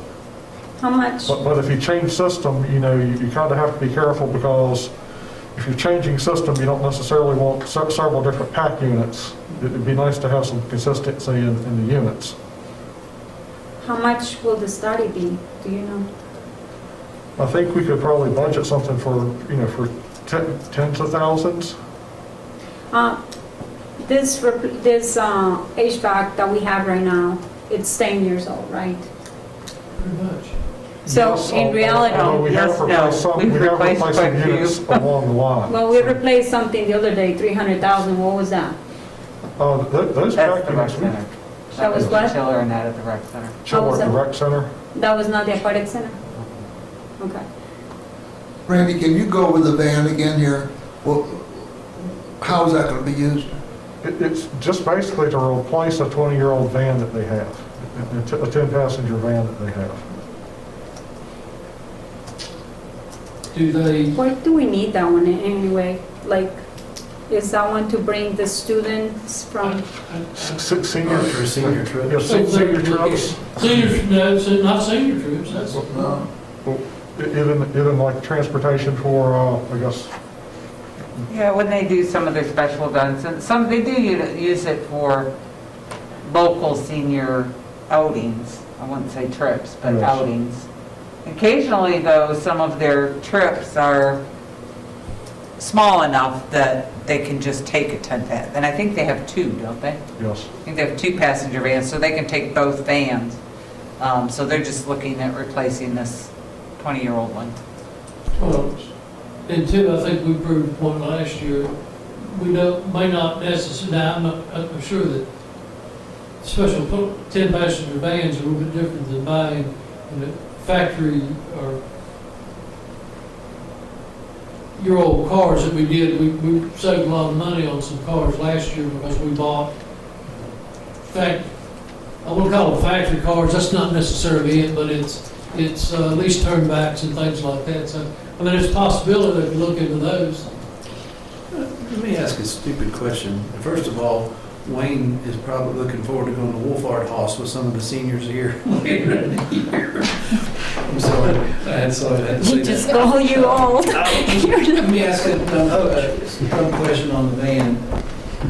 When you're looking at the number of times a year that it's used, and you weigh this against potentially hiring a shuttle service occasionally, that we don't have to maintain the van, we don't have to pay someone to drive it. I mean, we would have to pay, maybe it's $500, maybe it's more than that, maybe it's probably, whatever it is. Has that been considered in making this request as far as having, curbside service to take an event? I really don't think it has, and I'll say this past year, the usage has probably been down, obviously because of COVID, so less travel. I'll talk to Brad about that possibility, I guess, particularly considering the conditions that we're operating under right You now. mean Terry, right? Well, yes, Terry in this case. But that could be, that could be the easy button too, and say, we anticipate 8 trips this year. and you get an approximate cost per day for that. And I'm And just saying, I think, and also, what about the usage of our bus transportation that we have? I mean, that one, you can contact them and they'll come and pick you that's up another, and I'm stuff. just saying, I'm just making a recommendation. We talked about that in the past, how she does utilize those for the overflow parking at the hospital. It does get used for shuttle service for that. It also gets used, I believe, a little bit for summer camp When they too. park at the hospital. Well, if that's not been considered, put it this way, if it was my family budget and I was in charge of special events, I'd give that a thought. I'll talk to Terry about how much usage there is. You know, like I say, I believe, like I say, shuttle service a little bit for events. Also, the summer camp, I think it gets used a little bit, but I'll get details exactly how much. And we Just also about have the new parking lot right across the street from the aquatic center, so that will help with the shuttling. Do you think that that's the vans, are those the vans used for the Jill's body camps? Because if it is used for Yeah. Jill's body camp, I really They want do to keep it travel on with those. the, Do they use that? Yeah, that's good. That's usually a recreational center. Yeah. Let's say, well, let's say you That is a recreational summer recreational, that is a recreation program, but they will share vans occasionally too. if- What about, if needed. yeah, I would probably want to know more of what she uses it for. I think Mike has a good point I too. mean, I would be more willing to Well, cut it out. You know, that's a right now. 20 model van, I mean, a 2000 model van, so apparently they got it used from somewhere, and it may have been from the rec department. Maybe we could find something, it doesn't have to be a new thing, you know, we can I'm get just saying, something that they're, The Jill's- I'm speaking, thank you. At a reduced price, something used, maybe that might fill the bill. Jill's body camp Is a rec As- center. at the rec center. Yeah. And if it is used for, if this van is used for those services, I really would like to have a second thought about, I think Randy can reach back out to us on that. I would leave it for now, and then the next clarification, if it's out, it's out. if we were to keep it in there, if we were to take it out, do you think that, is there a way to get money from CARES Act? Let's per se we got the same kind of thing going on like last year. Do you think that a van like this can possibly be an item that we can add to? It depends on how they allocate that and basically the strings they put on it. I am hearing that there's going to be a provision that you can have, basically use it as an offset against lost revenue from the prior year. In which case we could take a good chunk, literally millions of dollars of the CARES Act money, and say it's basically a set-off of revenue that we lost last year. In which case, we could use the money literally any way we wanted to, if that's the case. I believe that at least a portion of the money is going to be allocated that way. So I think that's going to be a real possibility. But again, I haven't included any of that money in the budget. We don't have a penny of it in there right now, despite the fact that I'm almost certain we're going to get probably at least a couple $1 million from that. And you probably are going to get a lot of the money to replace for the infrastructure. So if that was the case, in reality, we wouldn't need to have a water increase. Is that correct? Because a lot of that money can cover those costs.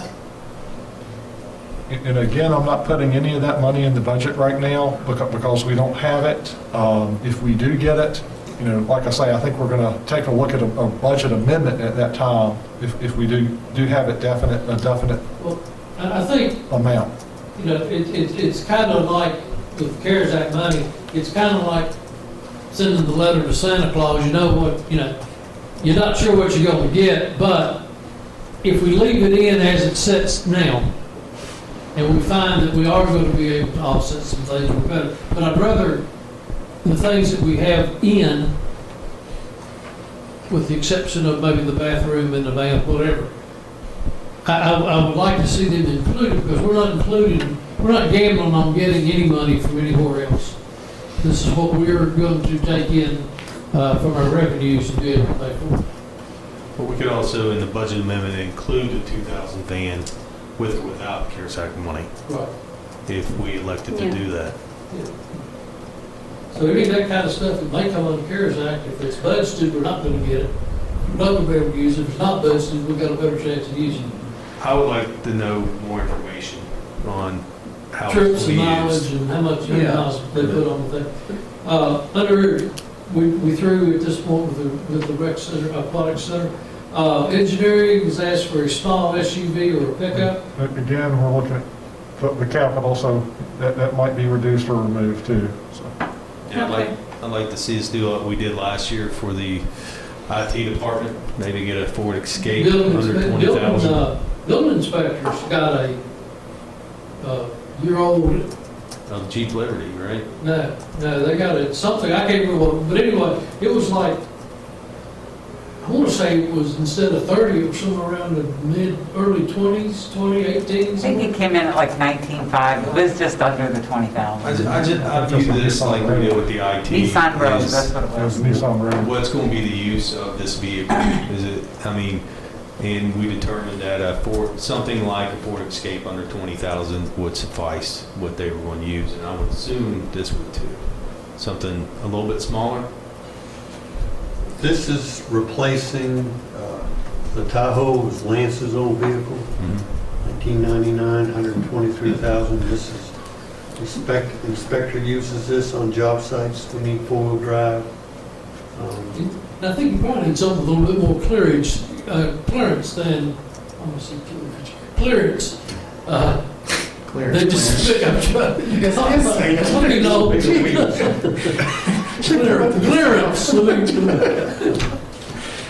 Yeah, they're on construction sites. Yes, sir.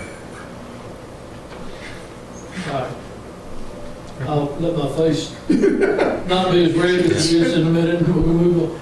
So we're gonna, We'll look at So we're options taking it there. out or Have keeping you it seen in? it? We'll look at options there and try to maybe reduce it. Yeah.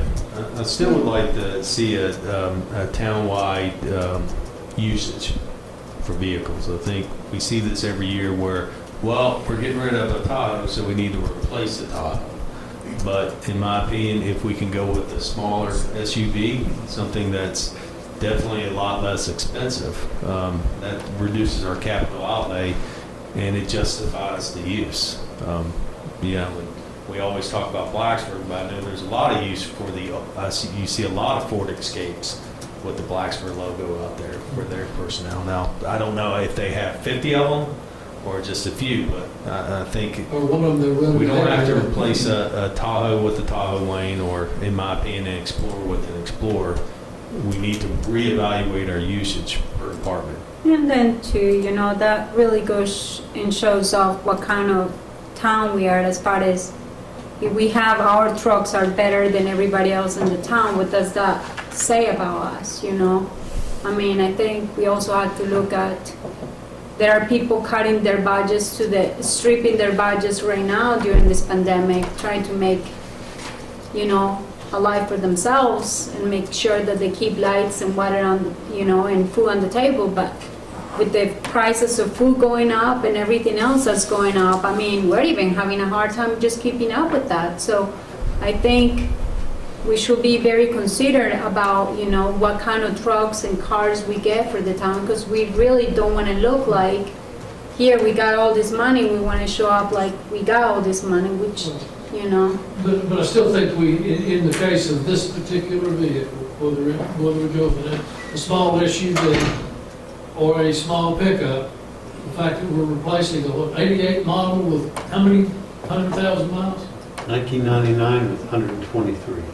How many? 123? 123? Yes, sir. Is that all? That's good for right. another 3 years.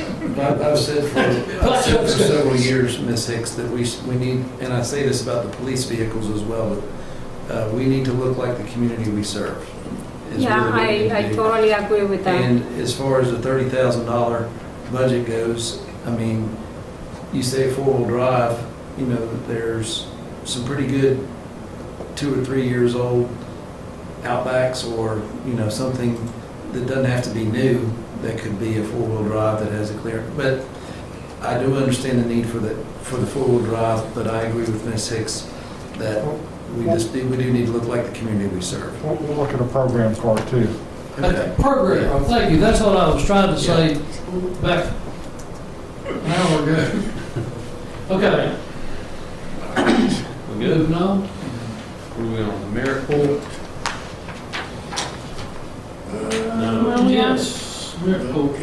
I noticed with the merit pool that you had a proposal, but it would be about a year from when you did the last Correct. one. And I do think, I go out usually, or I go out in support of this because I know that our neighbors are doing this, and we've made investments to keep and retain our staff and to keep pace, and if we start to fall behind now, I think that's not good. You know, we'll find ourselves in the same situation with leakage, I guess I call it What are we leakage. talking about? Oh, the one, I'm sorry, maybe I got ahead. In the packet, I'm there's, sorry, I got ahead. in the packet, there's, I guess, a spreadsheet with historical merit and COLA for the town.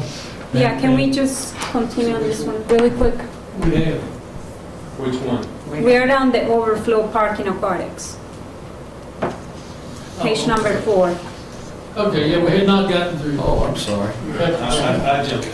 Oh. I thought we were going to address this. That's why we let me run the meetings in. Okay, capital projects, the overflow parking, the aquatics. So the same thing goes with the parking on the aquatics is still not paid, but it's That would be to pave that area. to pave it, but we really did, right? Because I saw it paved. Surface treated, I think, Yes, it's not. That's surface treatment, and that I think also would include installing lights and striping.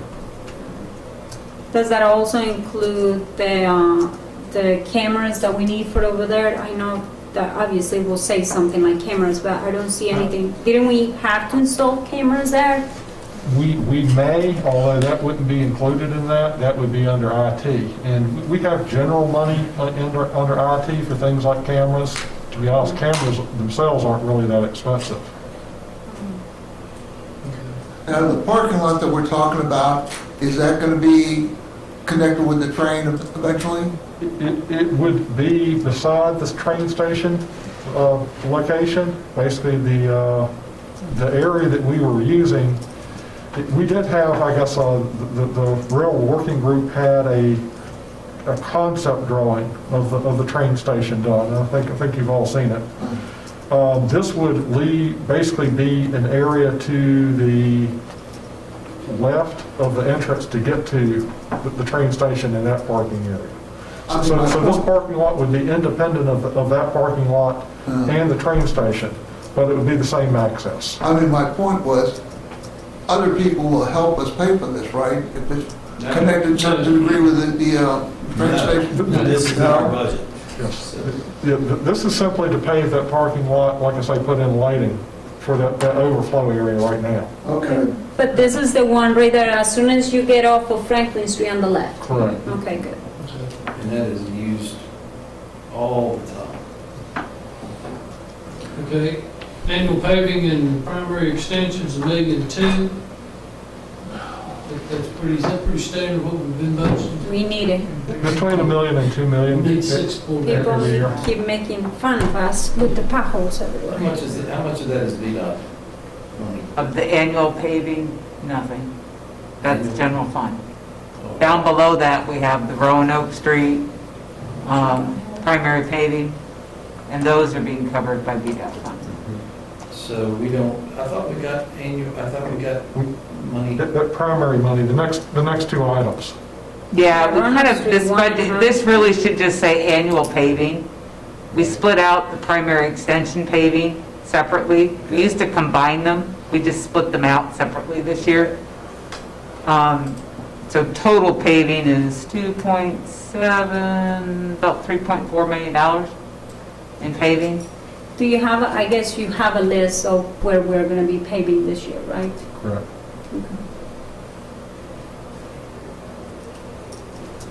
Okay, Roanoke Street paving extension depot to 460, $475,000, that is grant funded. You got $1.5 million Roanoke Street primary extension, 460 bypass to Tower Road, at $1.5 million. That is grant funded. Tower Road Signal, $1.4 million. Our cost is $845, and we got $600,000 in grant funding. Arbor Drive Signal, again, it's an even split between the town and grants. Our MPO traffic signal study at $60,000. Where is the traffic signal study? Is that the one for all the traffic lights in the town of Christiansburg, or just which ones? Traffic study. MPO traffic signal study? Yes, that is all the signals in town, I do believe. Oh, praise Jesus for that. All right, Roanoke Street sidewalk, 460 bypass, $812,000, $166 from us and $646 from grant funding. North Franklin Wade's pedestrian crossing improvements, $65,000, it cost us $13, and we would have $52 in grant funds. The same with South Franklin First Street pedestrian improvements. Again, that's $65,000, costs us $13. We get $52 in grant funding. Trail lighting is $150,000, and that's all ours. I assume that to be the Huckleberry. That is a combination of, I guess, several different projects that we might roll over. That would include potentially the Depot Trail, the downtown trail, and also the lighting at the Knowles Bridge. Okay. And that just basically be the part to connect the commercial areas. Okay. Everybody good with that one? Yep. Truman Wilson, $15.9 million. Our general fund is $2,313,000. There's $13,650 in debt and grant, etc. Is that correct? So Valerie, Yes. you said that we got $9 million from the debt service that we're getting in. And then the other $4.5 million, from where is that gonna come from? We're looking at, there's the rec grant for the access road, How much is that? $350,000. $350,000. Okay. And then sponsorships and donations. Do we have And any sale of money real on that? We're not gonna start doing that until we No start money getting yet. the park built. The other part, I assume, is sale of land. And then what else? Yes. Sell on land. So are we selling the land this year? We wouldn't do that until the park's further along. But we could sell it tonight if we wanted to. We've already been approached by that several times. But You now, have? Before you came on board, we've been approached to purchase that land in closed session. So there is going to be a lot of value associated with those properties out there. And when we decide to sell, whether it's this year or next year, that will be a sizable chunk. Is it 5 acres, 6 acres? Well, it was you 4, wasn't actually it? have 3 lots that are about 2.5 each. So that's significant in that area. You know, I recall that we were thinking that we would maybe try and even wait till the park was completed because the value of the land would increase and thereby we get additional revenue.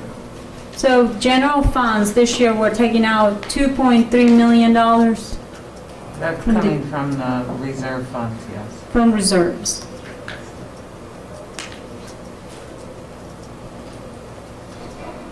But next year, it will be 2.3 million plus, no, how much will it be next year as far as, what do you This is expect? next year. This is 2022 that you're looking at here.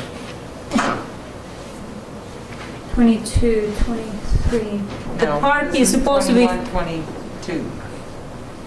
July of 2021 to June of 2022. This is next year's budget. Right. yeah. So we're gonna be allocating 2.3 million from this year's.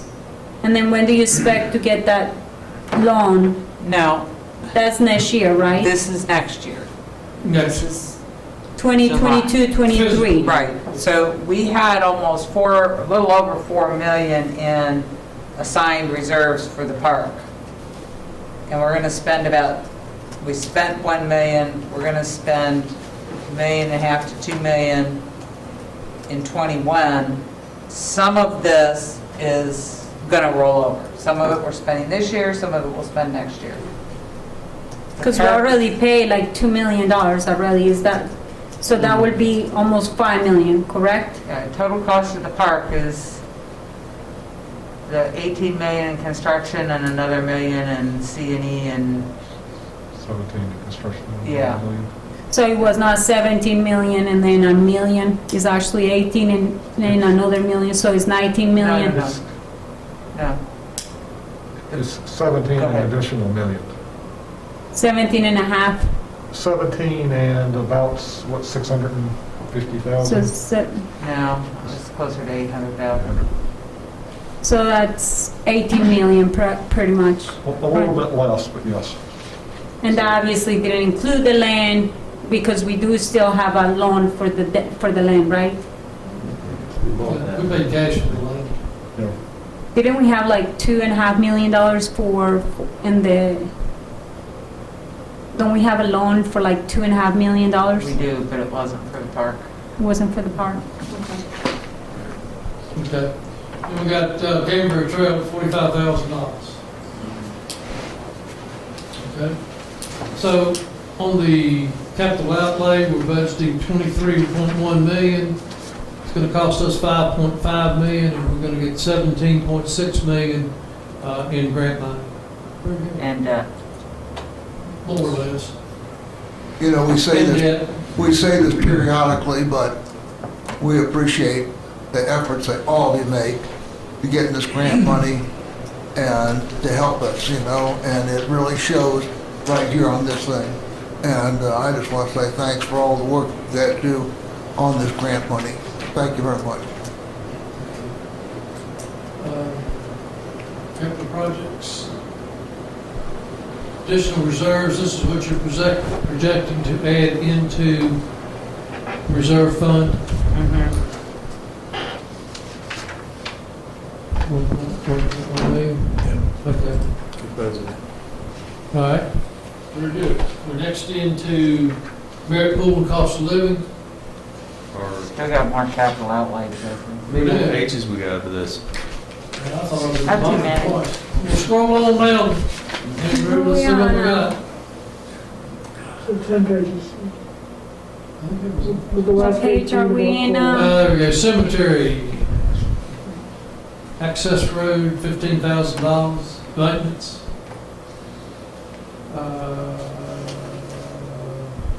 CBG block grant, $105,000.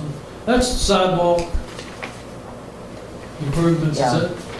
Basically, okay. And then That's EMS revenue recovery, 15,000. Did it? That, Okay. I'm sorry, can you, hold on those. What page is that on again? Don't have one right behind you. The one on the left, oh, okay, 6, sorry.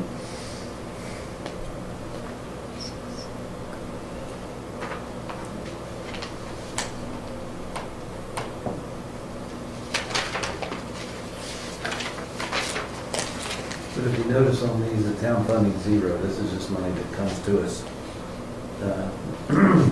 In the CD block grant, we're not using for sidewalks, what are we using that for now? Andrew presented For on. material for water line improvement Right. within the park district. Right, thank you. So it's 170,000 still big grants. That money, we're limited to where we can spend it. Right, the LMI, low amount of income, which is ironic. When Blacksburg is, most of Blacksburg is an LMI community. Sorry.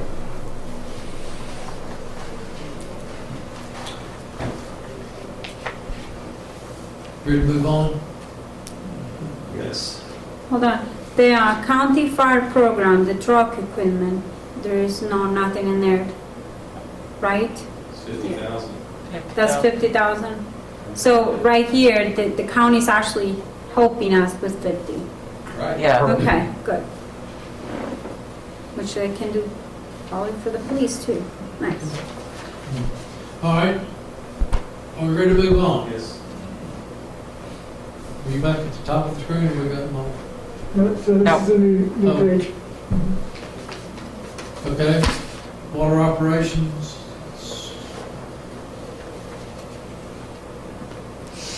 Looks like there is a water line replacement, a salt spreader, and a four-wheel drive pickup truck.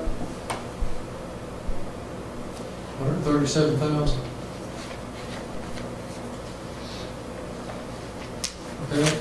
Capital water projects, pump station upgrade, Craig Mountain, Edgewood, 582.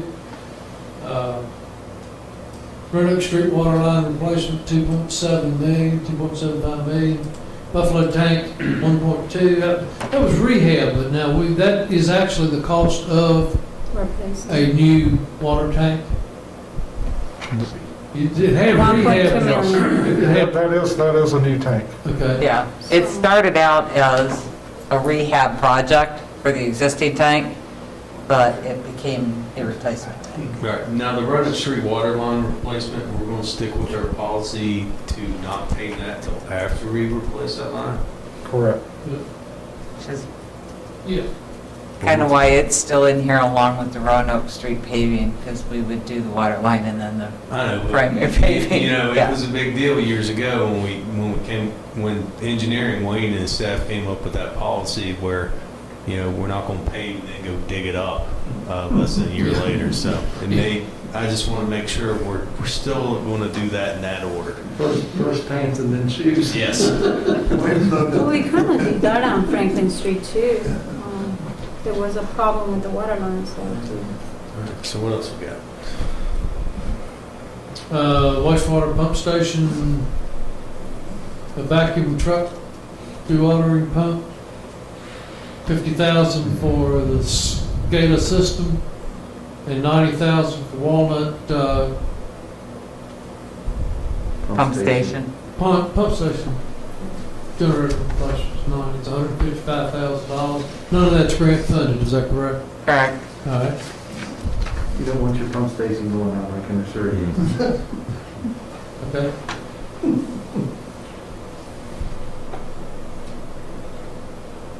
We move on? Yeah. Where we now? Let's go. All right.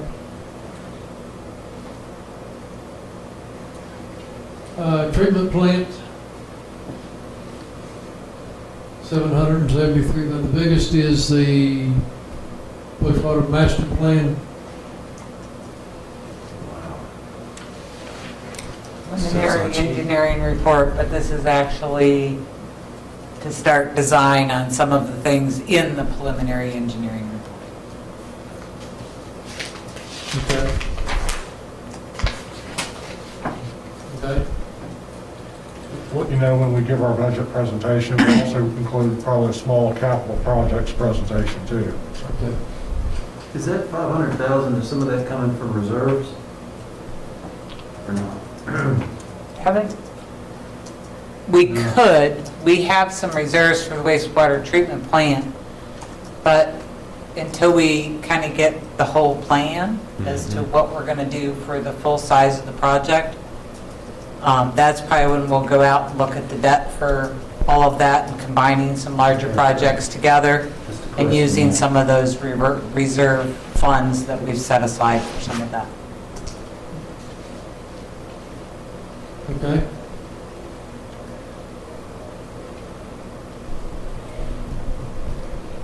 Next.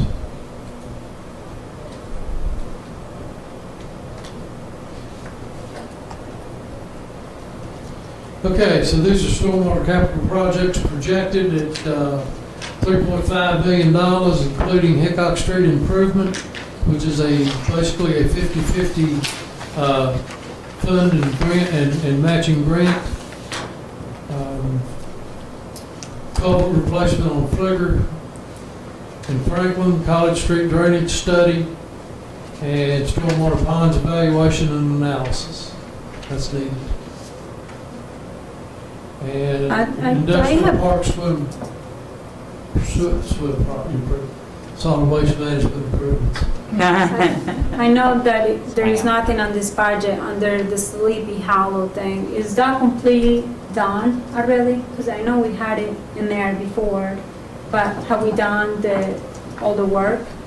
Is it finished? We are conducting the preliminary engineering report right now. From that report will come recommended improvements, but along with Stone Street culvert replacement, we have removed that from the budget as a lower priority at the time. The Hickok Street improvement phase 1, how many phases is there to the project? Can you remind me again? Just one.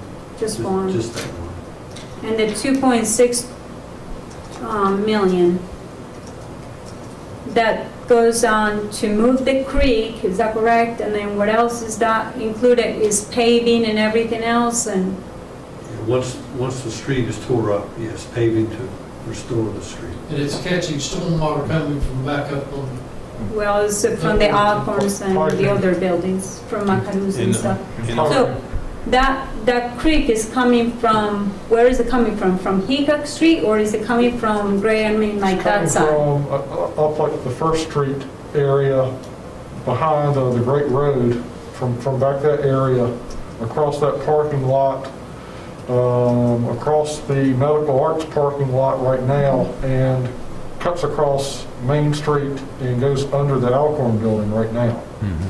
So that's all going to be moved underground with this new project. So I'm not an engineer, obviously, and stuff, but I guess my concern is, we had never had issues on Hickok Street that I have ever seen. Now, when we do this project, I know the topography with where the way the land is, you have Hickok Street is much higher than the other side where Macaroons and all those buildings are.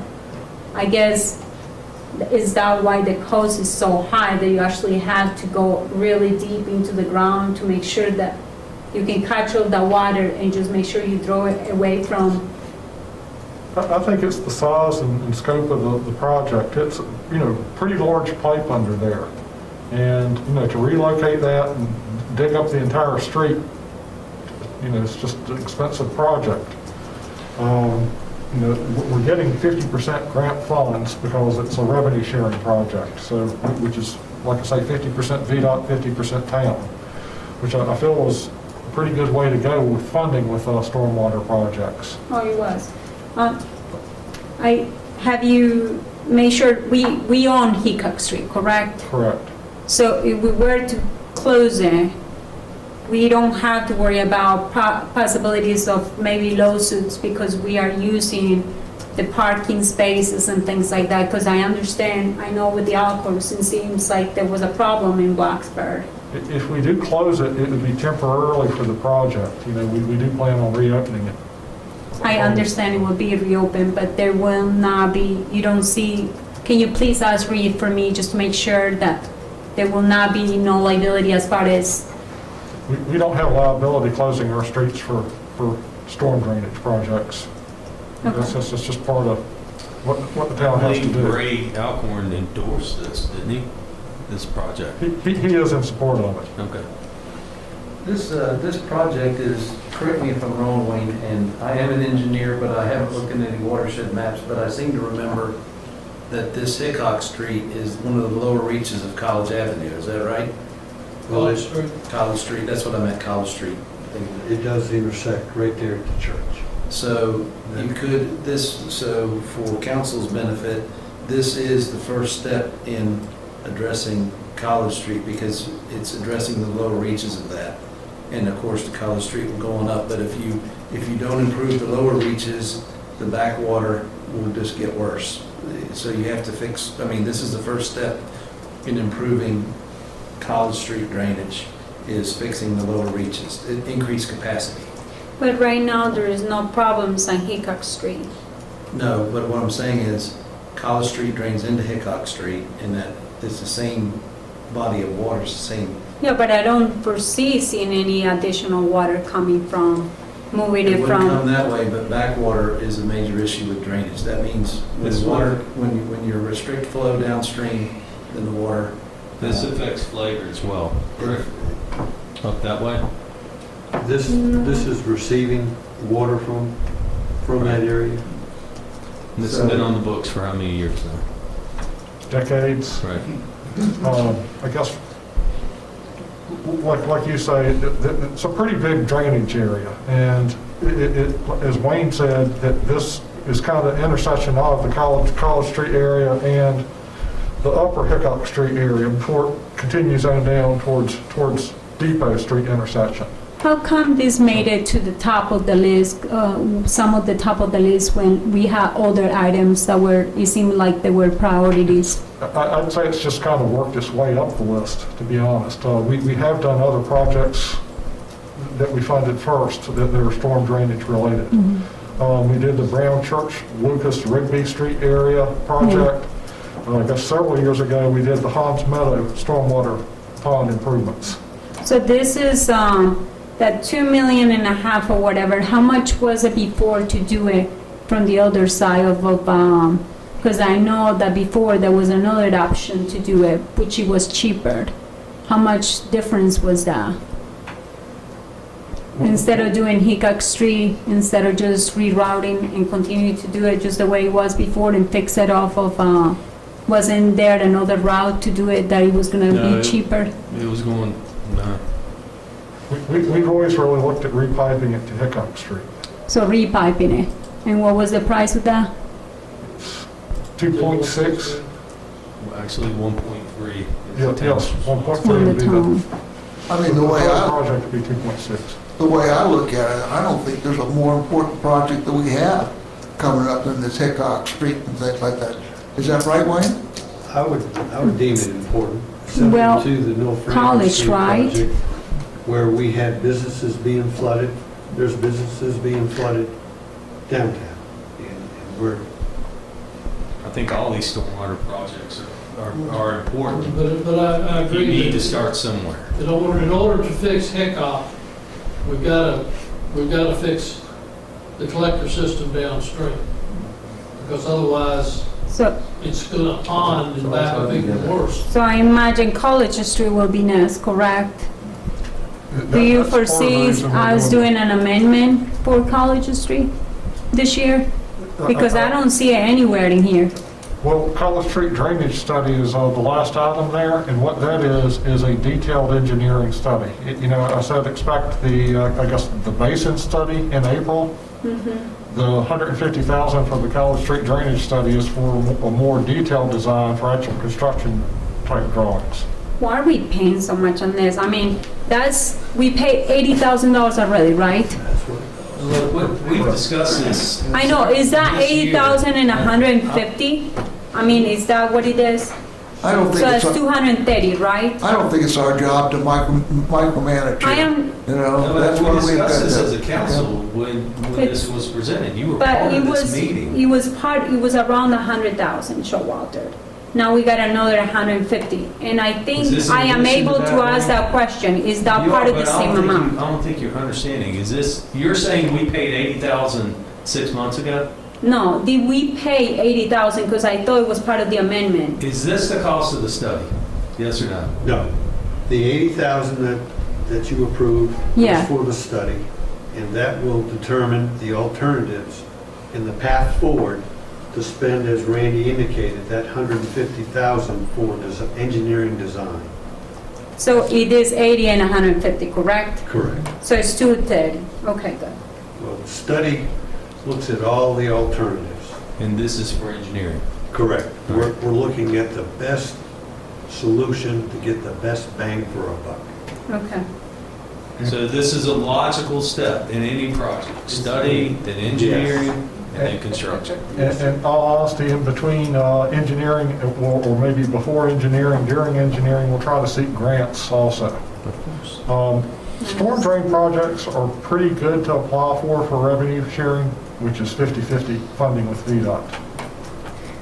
But we also have the stormwater fund, which you should help with this, right? Is that from where this money is coming from, correct? That is where a portion of the money would come from for the match, correct? Okay, thank you. Okay, we done? We're done? We're done. Flip us the next page. I keep, So that's the end of the capital projects. that's it. All right, so The now end. we're into the Garrett Pool cost of living adjustment. COLA.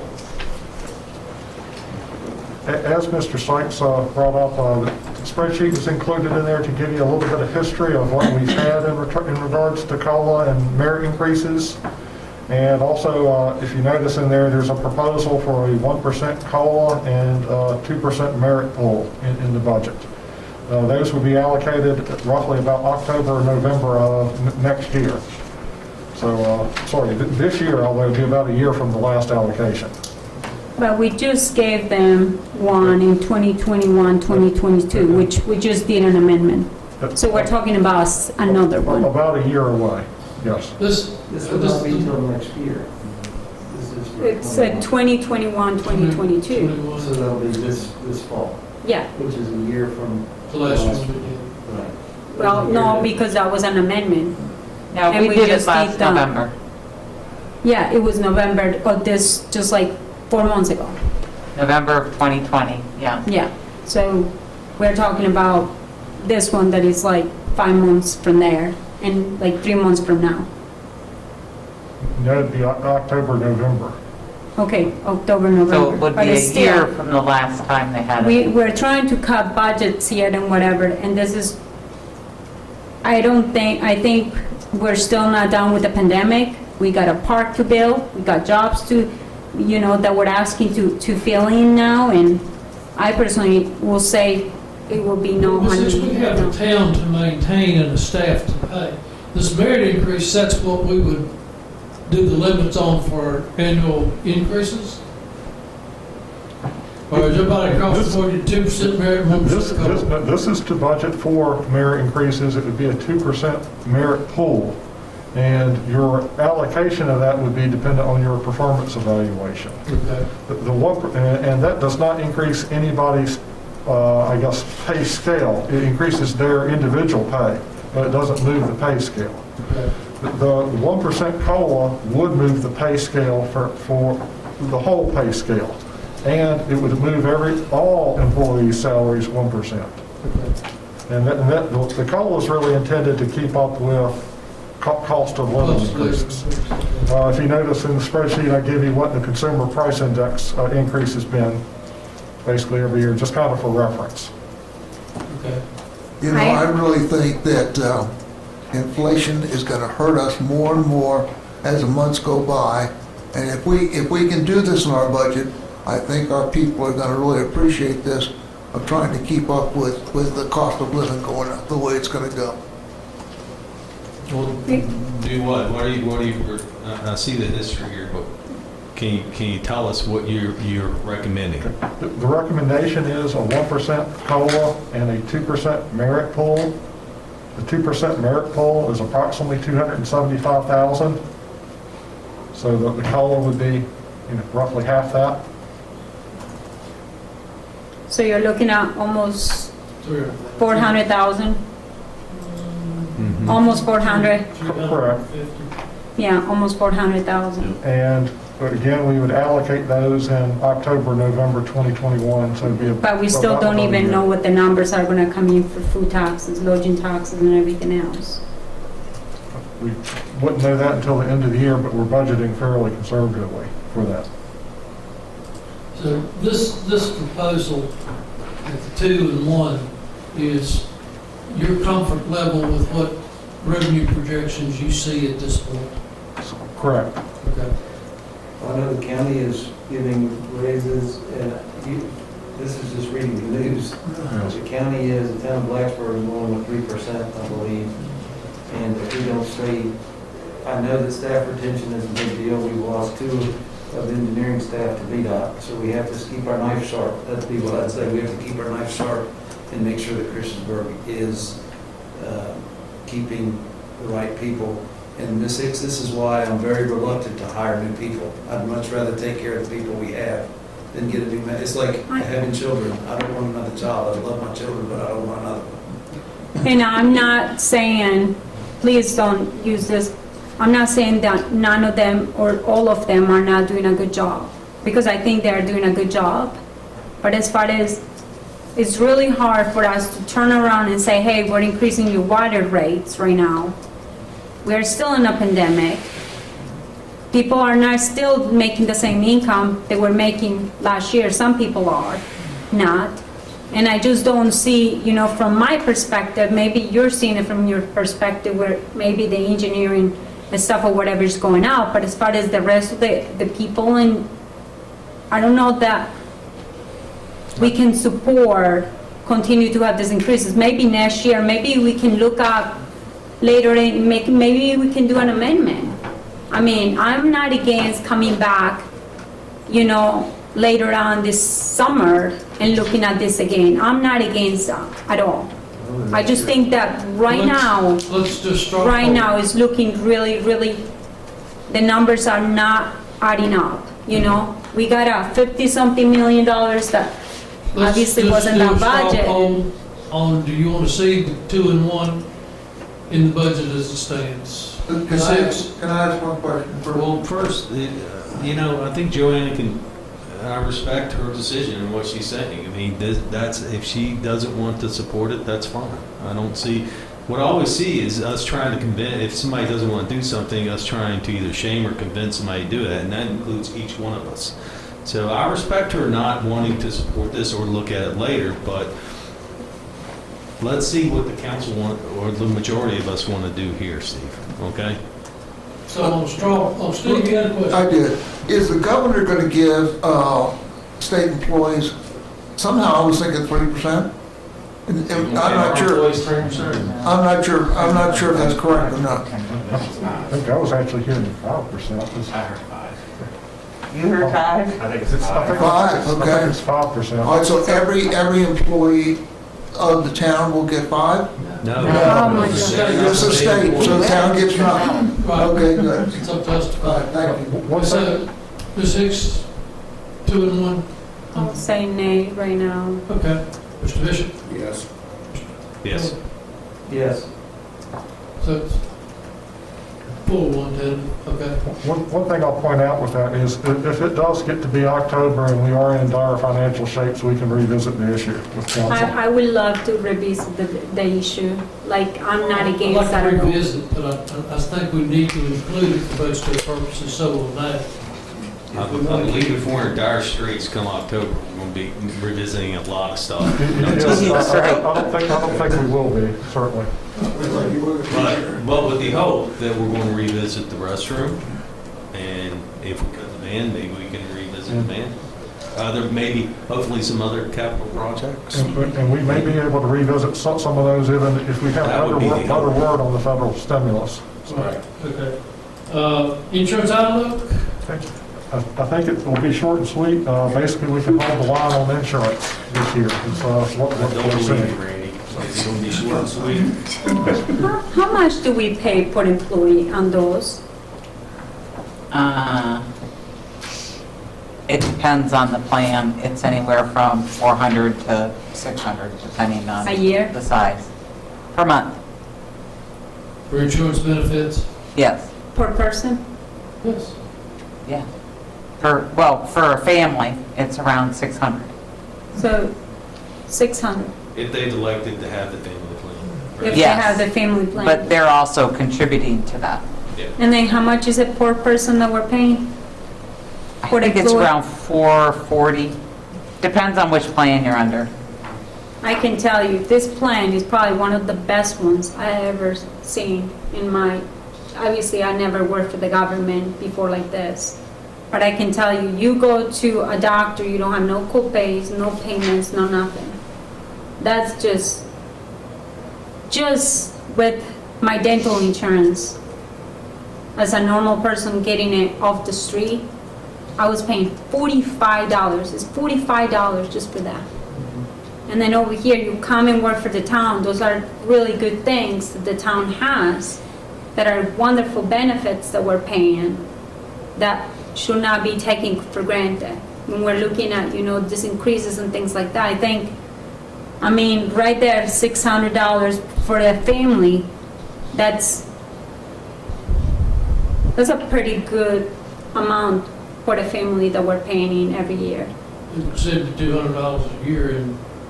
Well, what's the? That's over $6,000. I agree. It's, any good insurance is like a fringe benefit, but what's this line item about, insurance outlook?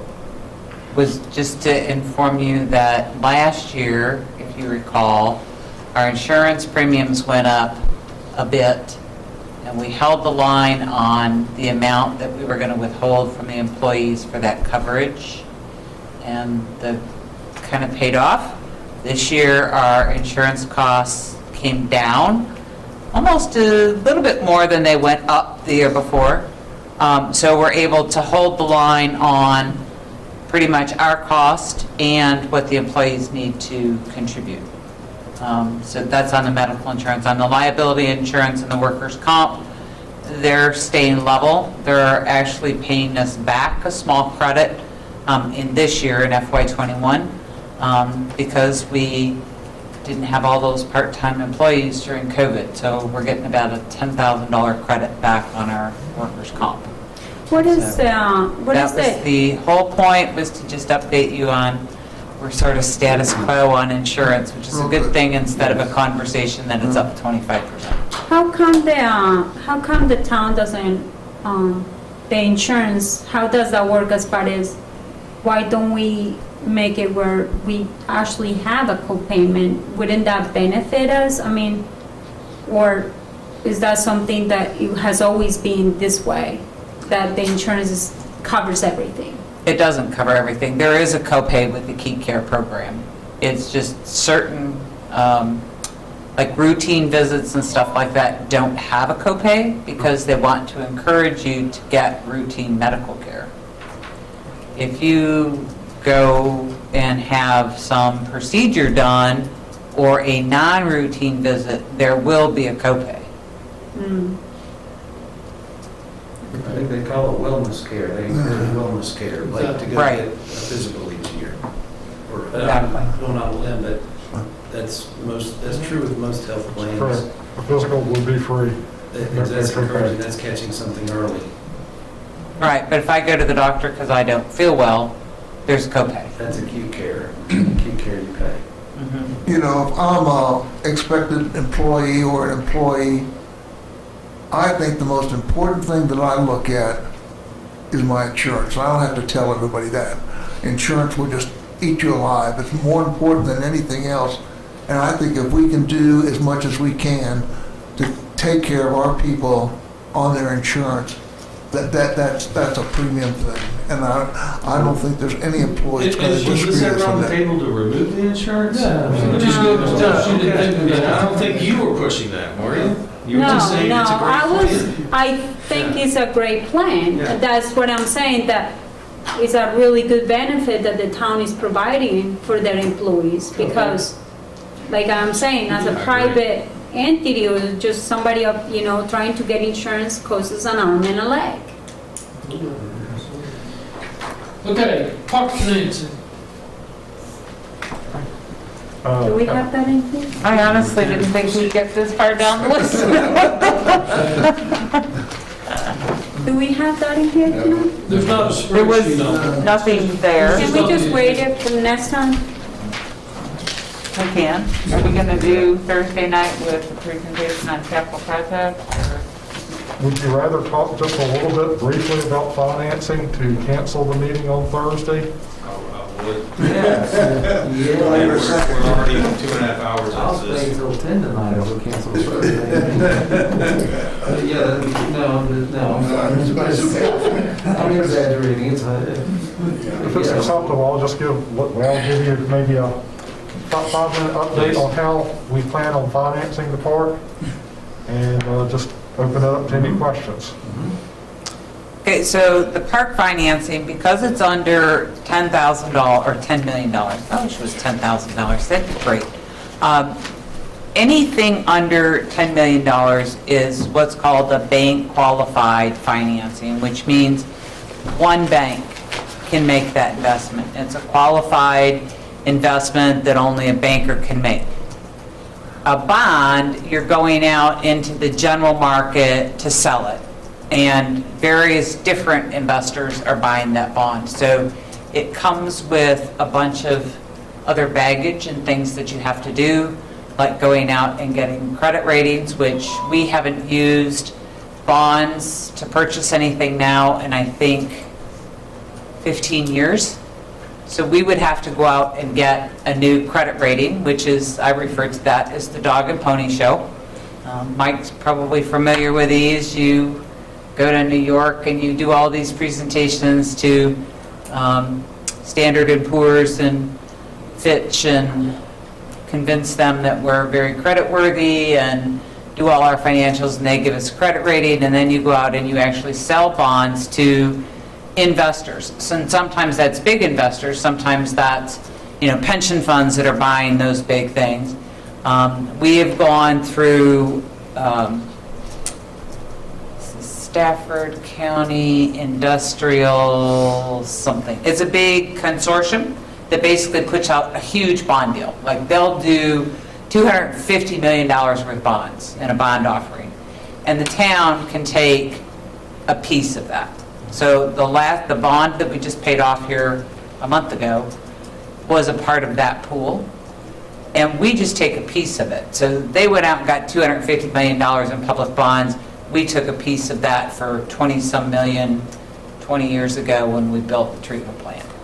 So that's one way you can go. The other is we go and do our own bond sale. It's a separate issue by the town. It's extremely expensive.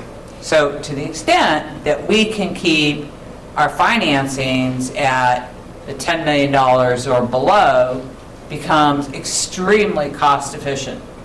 So to do this $10 million, what would happen is we hire VML Vaco. They have a financing arm that has all the appropriate financial consultants to look at the debt and the terms and all of those things.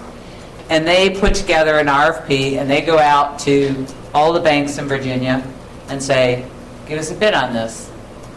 How much are you willing to loan this money for? Similar to what we approved last week was the refi of that one loan, and then we came back with 1.38 interest rate.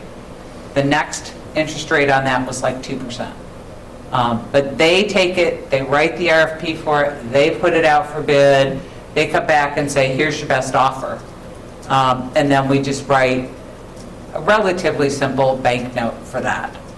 And they handle most of it. It's not a lot of work on our part, and it's extremely inexpensive relative to the other course, which is going out and getting a bond rating and issuing bonds and all of that stuff. Now, we may have to do that when we get to the wastewater treatment plant, and what that might cost. But for this financing, we really do not need to go there. These don't have any prepayment penalties? Generally, no. I mean, the last 5 or 6 that we've done have had no prepayment penalties. We can pay them off whenever we want. No issue at all. Do you foresee us, I'm sorry, No, I just didn't know. do you foresee us having to get another loan for this park besides the $9 million loan? Not at the present time, no. So do they charge the I'm more than sure, like the company Beco, whatever that's called, they are going to charge a fee. Is that included with? Yeah, with the bond council and the VML Vaco fee, they're usually not that high. At most, they're $50,000 to $75,000 versus several $100,000 if you do a bond. And it depends on what the cost of those are. Now, like on the refi, we paid that out of current resources rather than we found some budget pockets to take that out of, rather than rolling it into the loan. Or you could roll it into the loan. It's So- kind of like when you do a remortgage, you can roll the closing costs into your new mortgage. I like your recommendation. I trust whatever your recommendation is. You obviously know the ins and outs of this, and it sounds like sort of the Quicken Loans, the rocket mortgage of It is almost a rocket mortgage. rocket mortgage at good rates. But you've given us outstanding advice for how to finance. You refinance some of our bonds to save us, I think last was $90,000 a year. My mind is working, but you're always looking out. So whatever you tell us, I think, I would trust your judgment. You know what our needs are, and you know the streets, so to speak, and you're going to get us the best deal. And if that sounds to me like the easy peasy lemon squeezy way of going about it. Do you foresee us getting an interest rate of around 1% too as well, or are this going to be much higher? This will probably be higher for two reasons. One, we're looking at a longer term. The one we just did, we only refinanced the remaining balance over the remaining life of the loan, which was only like 8 years. So they weren't stringing themselves out on a low interest rate for 20 years. They were stringing themselves out for the next 8.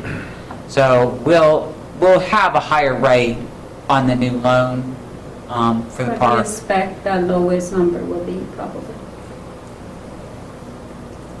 I'm hoping if rates continue to stay down right where they are, around 2.5. I support that. Yeah, I do too. Very good. Okay, so the general nod is to proceed with the loan rather than bond financing. Yep, that's just kind of an update. Okay, so we've reached the end of our entire agenda.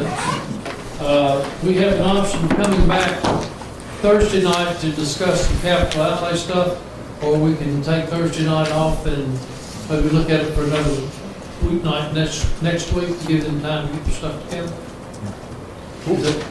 We'll have a full budget to you next week, Just to review. just for review. Now, will we have a meeting to go over that, or is that going to be handed out? We would have a presentation from Val at a future meeting, and I would probably plan on including a little bit of a capital project presentation in I there think too. we should probably do a little bit of a presentation Tuesday night, but keep it to 10, 15 minutes, a quick overview of what's in the budget document, what's included, what's not, total dollars, and before it's just kind of out there. 10 minutes. 10 minutes. Mayor, can I make one more statement? Yes, sir, We've sir. talked a lot about water, and there are people watching, and my wife and I hear about water bills, they're bad, but we've talked a lot about it, but I want to say something else. Our rates are $8 for the first 1,000, $10 for the thousands after that. Blacksburg's are $10.39. If you move in the county, $16.50 per thousand. How many of those people have a Per well? thousand. I'm just going through what our neighbors are charging, and in the city of Radford, it's $16.32 per thousand. So is water a bargain? No, it's absolutely not a bargain. It's very high, but it's, it is, that's a cost that is competitive compared to what's going on around us. Plus, we're just paying for what we're using, I guess, and the wholesale cost is really what's driving the rates. So, anyway, there's some other observations. $16 in the county and $16 in the city of Radford. Mr. Husser, you had a closing They don't comment? have to pay for the tax, the town tax, so. Excuse me? They don't have the town tax either. Huh? Like we have in the county, they don't have to pay, they only pay for the county tax as far as living there, real We estate. pay double the water rate from us. 150. Yeah, but I'm talking about for them evens it out because you're buying real estate, you don't pay the 0.26 that we pay over here in the town of Christiansburg additional to your county tax. That's correct. So I'm just saying, Yeah. Right. Mr. Hubbard? I'm just going to throw this out. This is down the road. There's something for people to think about. When we talk about fees for the park and for the aquatic center and recreation, and, we never know what the citizens are going to do, vote on the Rosie's thing, but if they should approve it, This is I not would part think, of- I'm talking, that we should think about if it is approved, that we use that This isn't part of fund. the discussion. I'm just posing I'll something make a about motion that the we funds to adjourn. think about. When Awesome. We got a motion